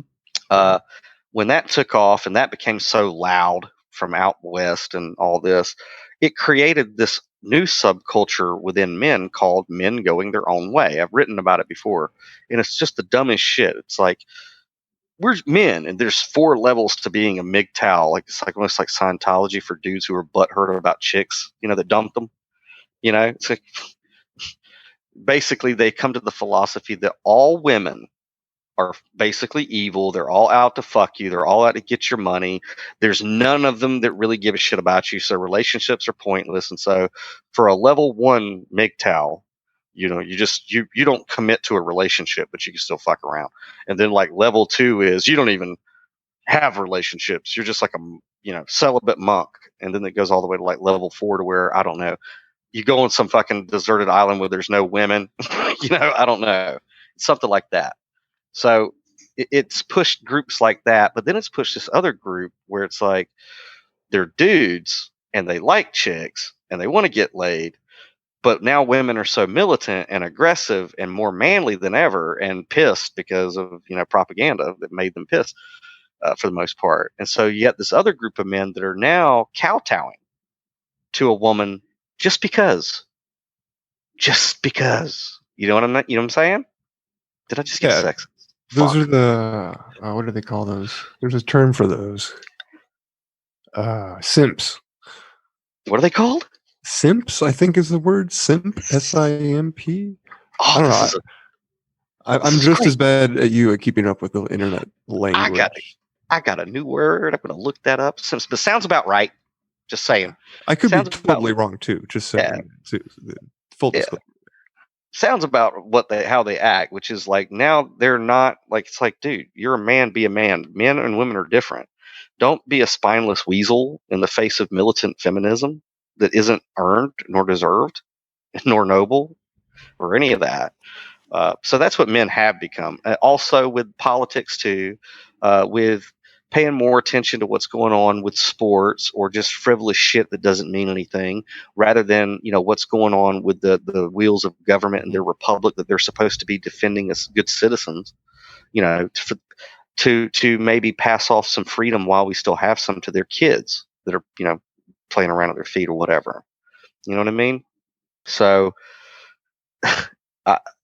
that's another reason I say that men today are gullible and spineless. They're not putting their energy where it needs to go for the betterment of mankind appropriately right now. That's the way that it is. Sadly, everybody's addicted to their phone and social media. So, we are just masturbating ourselves. We're never going to get to that next level. Right. I mean, but then again, Bill, I'm an optimist.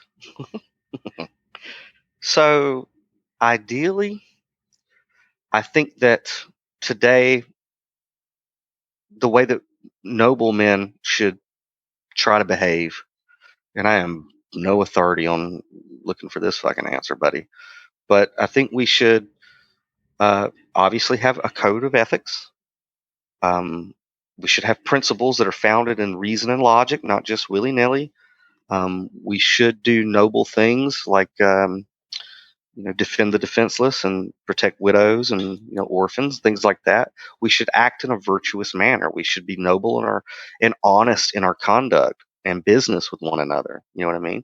That doesn't mean butter wouldn't melt in your mouth. If you feel like your borders are being violated, then stand up for yourself, but stand up for others too.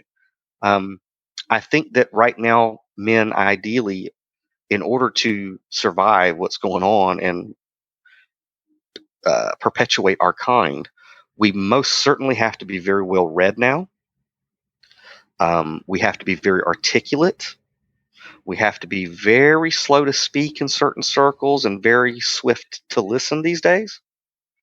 Because I think that ideally, true men who are in their proper role as men, the masculine, right now we got to be like Ronan. We'll summarize. And do the best that we can to set an example of, I don't know, for lack of a better word, American virtues, respect the rights of others. Don't, first do no harm, things like that. I don't know. No, I think that's very simply and elegantly put. And I think that it is becoming more and more of a challenge in today's digital world to display or to stick to those qualities. Yeah. I think.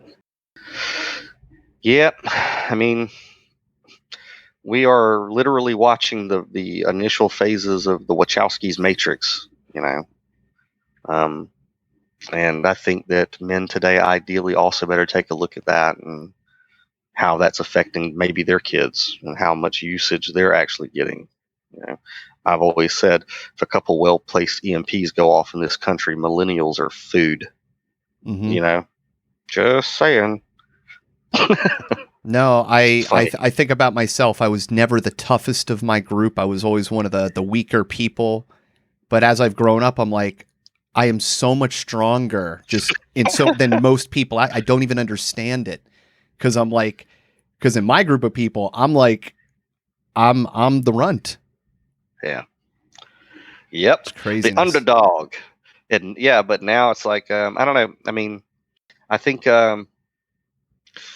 men today, ideally, we need to start behaving more like, Steve Rogers or fucking Clark Kent. You know what I mean? Mm-hmm. Getting back to that all-American stuff. I think that's a real good, with your own unique spin.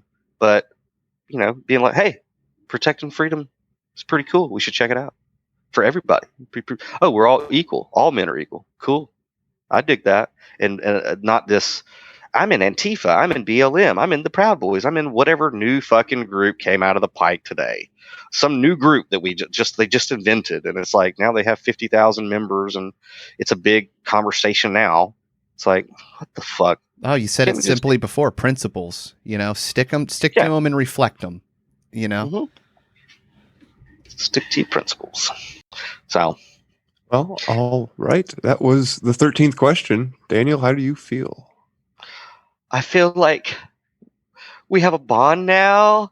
Like, this relationship's going to go somewhere. I'm really optimistic, guys. So much stronger now. So much. This has been the most narcissistic thing I've ever done, guys. Thank you. Our pleasure. Yeah, Do you have fun. time to go into the bonus questions? Yeah. Since we're recording, are you able to edit a break? Yeah, absolutely. Edit Yeah, a we break, can and do this that. Okay. this goes as fast as you want it to go. So Mm-hmm. All right. Well, give me 5. How about that? that sounds good. I need to Yeah. refill on my water anyhow. So All right. See you guys in 5. Yep. perfect. Yeah. So whenever I guess he gets back when we start back again. But no, the first. I mean, the website is now it's designed for you to be using the website on when you're in the car on your smartphone. Okay. So if you actually, if you have like a cradle for your phone when you're driving in the car, like the way that we design the site and the way that we're doing the content is for that setting. People who travel a lot, they commute a lot. Okay. And so, like on the site, whenever I write an article or any of the other contributors write an article, we always do an audio version. So you don't have to read it, but you can listen to the author narrate it. Gotcha. It's real easy to see when you're on your phone. And the podcasts that we're putting out, Popcorn Politics and the Super Show Ever, and we got some other ones coming. Like this first year, we're only putting them up on YouTube for right now. Because I always make the website go on a holiday break around November and tell everybody who's contributing, hey, it's time to go recharge your batteries. You can't always be putting content out Mm-hmm. because then you become just another jackhole in the echo chamber. So take the holidays to go get your creative batteries charged back up, and we'll come back, the first of the year. So starting in January, all of the podcasts that we did in the first, I guess, for lack of a better word, the first season they're going to be uploaded to every podcasting platform. So we'll be on iTunes and Stitcher and Spotify and yada, yada, yada. So that's Okay. coming next year. But, Okay. Yeah, I catch all your content on YouTube. I'm horrible at actually using like podcast players to listen to podcasts. yeah.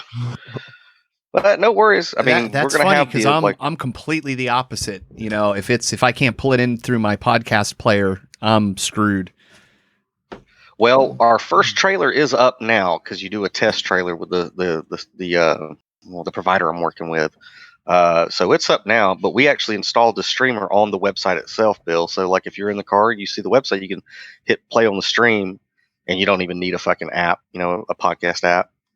So Okay. we're trying to design the website for people who are like me, dude. I mean, if you put me in a car with a full tank of gas and an open road with no particular destination and just music of all sorts, I'm in heaven. Like it's blue skies for me. So in that environment, which is actually a long story, but I'll keep it short. I attained Buddhist enlightenment that very way, which is driving down the highway, listening to a certain vibration of music in a certain, mental state. And then bam, I remember it on I-20, poof. That was a Radiohead song, right? Yes, it was. Yes, it was. I remember reading about that. Or Absolutely. It was the 0110 soundtrack, which is 2 albums 10 years apart that you put together, and there's an encoded message, and it just, your entire perception of reality is never the fucking same if you're a Radiohead fan and you get what the fuck they did across a 10-year span of absolute brilliance. So yeah, I was going down the car heavily medicated with my cannabis, with Body Snatchers booming as loud as I could have it, and then all of a sudden, poof, I had my Nirvana moment, just like, I am God, all is God, that tree is God, that tree is me, that rock over there is God, that God over there is tree, that tree and rock are Radiohead fans, and you're just there, you're total Buddhist. No, good shit. I love that. Robert Monroe would use binaural beats to do remote viewing sessions and use it. And when people would go in, Joseph McGonigal, or I can never say it right, McMonigal, he completely lost track of memory of everything that he was doing in remote viewing sessions. He literally just like tapped into something else.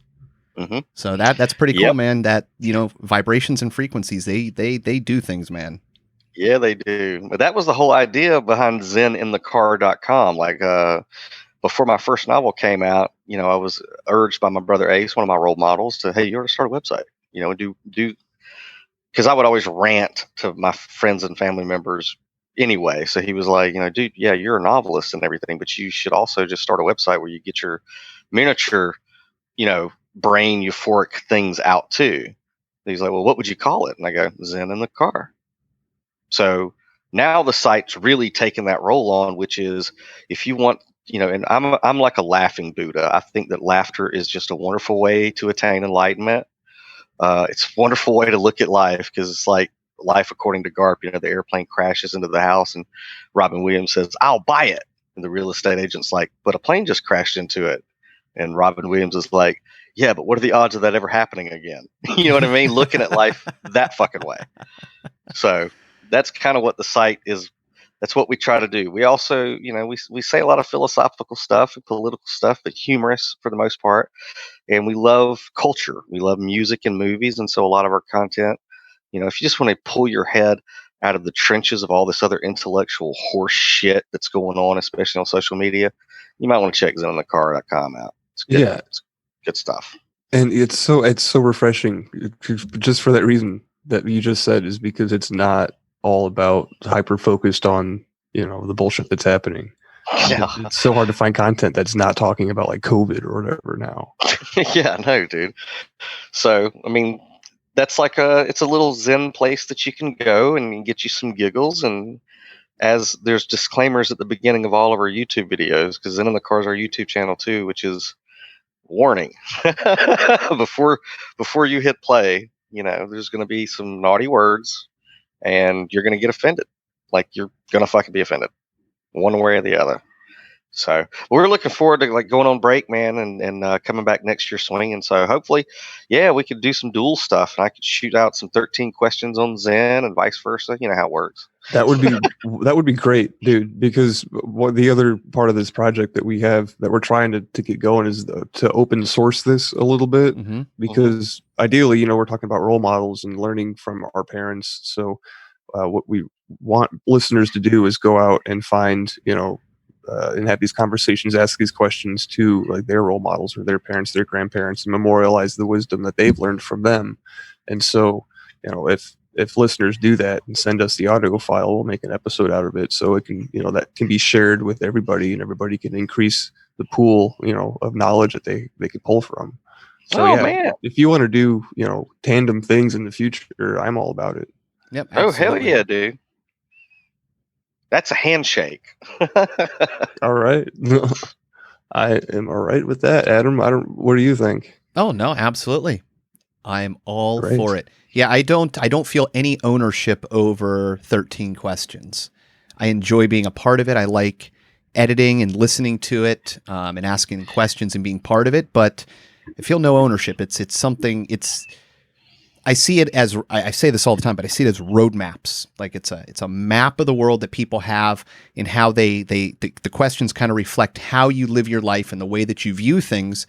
And when I see that map, I can kind of look at my own life and go, okay, well, when I come to this type of an obstacle, maybe I'm going to try to take this path, and a way of thinking that, because I see how it's affected that person, or I like, the view. And so when I put it from that perspective, like, we're all sitting on the shoulders of giants. We all have wisdom from, eons, tens of thousands of years passed up for grandfathers. Your information isn't more important than mine. It's just a different piece, a different segment of knowledge. So I want to talk to as many people who can ask other people in different realms with different perspectives, because they're in different, areas to pull more and more just deep knowledge that's there. Like language, there's so much hidden in the language. There's so much hidden within just passed up ideas. Yeah. See, from what I've heard of you guys, what I dig so far is none of your guests or you yourselves come off as you're trying to build a church. They're all like, hey, this is the way I look at it. Yeah, we're not gurus. Yeah, you've managed to get people who are of that mind, which is like, hey, this is just the way I fucking see it. You chicken and rice, dude. You take what you like and pick out the rest. Oh, listen, man, whatever this reality is, it doesn't matter how you choose to view it. It is a certain way. So I'm not beholden to anything. I look at, science is always changing until we come up with a new idea that contradicts something. And then that was wrong. This is a better idea. The world is a story. The story changes. It gets better. How do I need to navigate this? I got to figure out my map and walk it. That's it. Yep. We are all jacked into a massively multiplayer online version of The Legend of Zelda, and we have to complete the map, like you said. We're all links from different dimensions, man. But yeah. Great phrase. Yeah, dude. So I'm digging what you guys are doing. So no doubt, man, whenever we start going to all the different podcasting platforms, we'll intertangle some DNA. Sweet. Yeah, we'll be in touch for sure. All right. Well, before we jump into the questions, just ask, do you mind if I roll in and include some of this in the podcast? No, go ahead. Okay. I don't think we said anything crazy. I just, it's entertaining. Man, use your best judgment. Sounds good. Yeah, this will be perfect. All right. So bonus question number 1. Right. I made it to the bonus round. What quality do you most admire in a woman? Ooh, man. Repeat that question, buddy, because I got to pause on that one. I can't fuck this one up, Bill. What quality do you most admire in a woman? Physical or not? Intelligence is the first thing. That's the first thing. I don't give a shit if you look like Scarlett Johansson. If you haven't read a book in the past month, just get the fuck out of my face. Okay, as politely as I can say it. So intelligence, I look for intelligence. And then it kind of falls into, do I only get one or can I say more than one? Because I love the ladies. You can say as many as you want. Yeah, man. I adore the feminine, when they're properly, when it's not this fucking endless fight of male versus female and, the battle of the sexes that never ends. When it's like you get a male or a female or whatever who both get it. It's like we both play equal parts.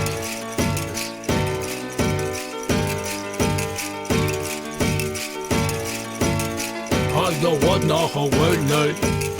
I don't want no Hawaii. No what? I don't want no Hawaii. I don't want no Hawaii. No what? I don't want no Hawaii. I don't want no Hawaii. No what? I don't want no Hawaii. I don't want no Hawaii. No what? I don't want no Hawaii. I don't want no Hawaii. No what? I don't want no Hawaii. I don't want no Hawaii. No what? Why is one man rich and another man poor? Why we ain't satisfied? Why we gotta have more? Why your suicide rates on the rest so high? Why I tell you the truth but you say don't lie? Why is being a good father at an all-time low? Why is it acceptable? Yo, why I don't know. Why she blame him and he blame her? It's useless. Ask yourself this question. Why you making excuses? Why do parents gotta bury their kids? Why we text and drive, not caring how scary it is? Why it's so hard to forgive and leave the past behind? And if you did, then that's divine. Why don't you help your brother when you see him fall? Why do we act like God don't see it all? Why do we call them black, them white, them Asians and use labels? Now that's racism. I don't want no Hawaii. Why? I don't want no Hawaii. No why? I don't want no Hawaii. Why? I don't want no Hawaii. No why? I don't want no Hawaii. Why? I don't want no Hawaii. No why? I don't want no Hawaii. Why? I don't want no Hawaii. No Why is there innocent people locked up for life? While some people can't say nothing nice. Why do we always gotta question what all of it means? And why won't you follow your dreams? Tell me why. The night when you took my dad, why'd you let me see my grandpa cry? And tell me why. And why do you choose to hide, even though you was born to fly? And tell me why. And why don't we turn from all the hate? And why don't we learn from all mistakes? Why do I keep on wrecking these fat beats? And teachers don't make more than professional athletes? And why? And why? And why? And why? And why? And why? I don't want no Hawaii.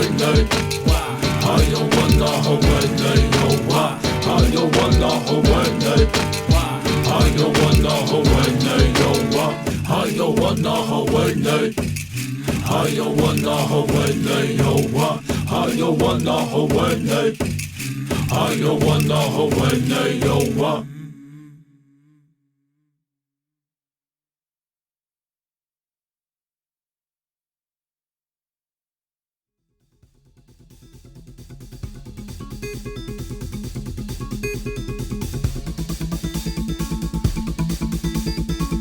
This should be considered entertainment and not therapy. We hope you benefit from our resources available at 13questionspodcast.com.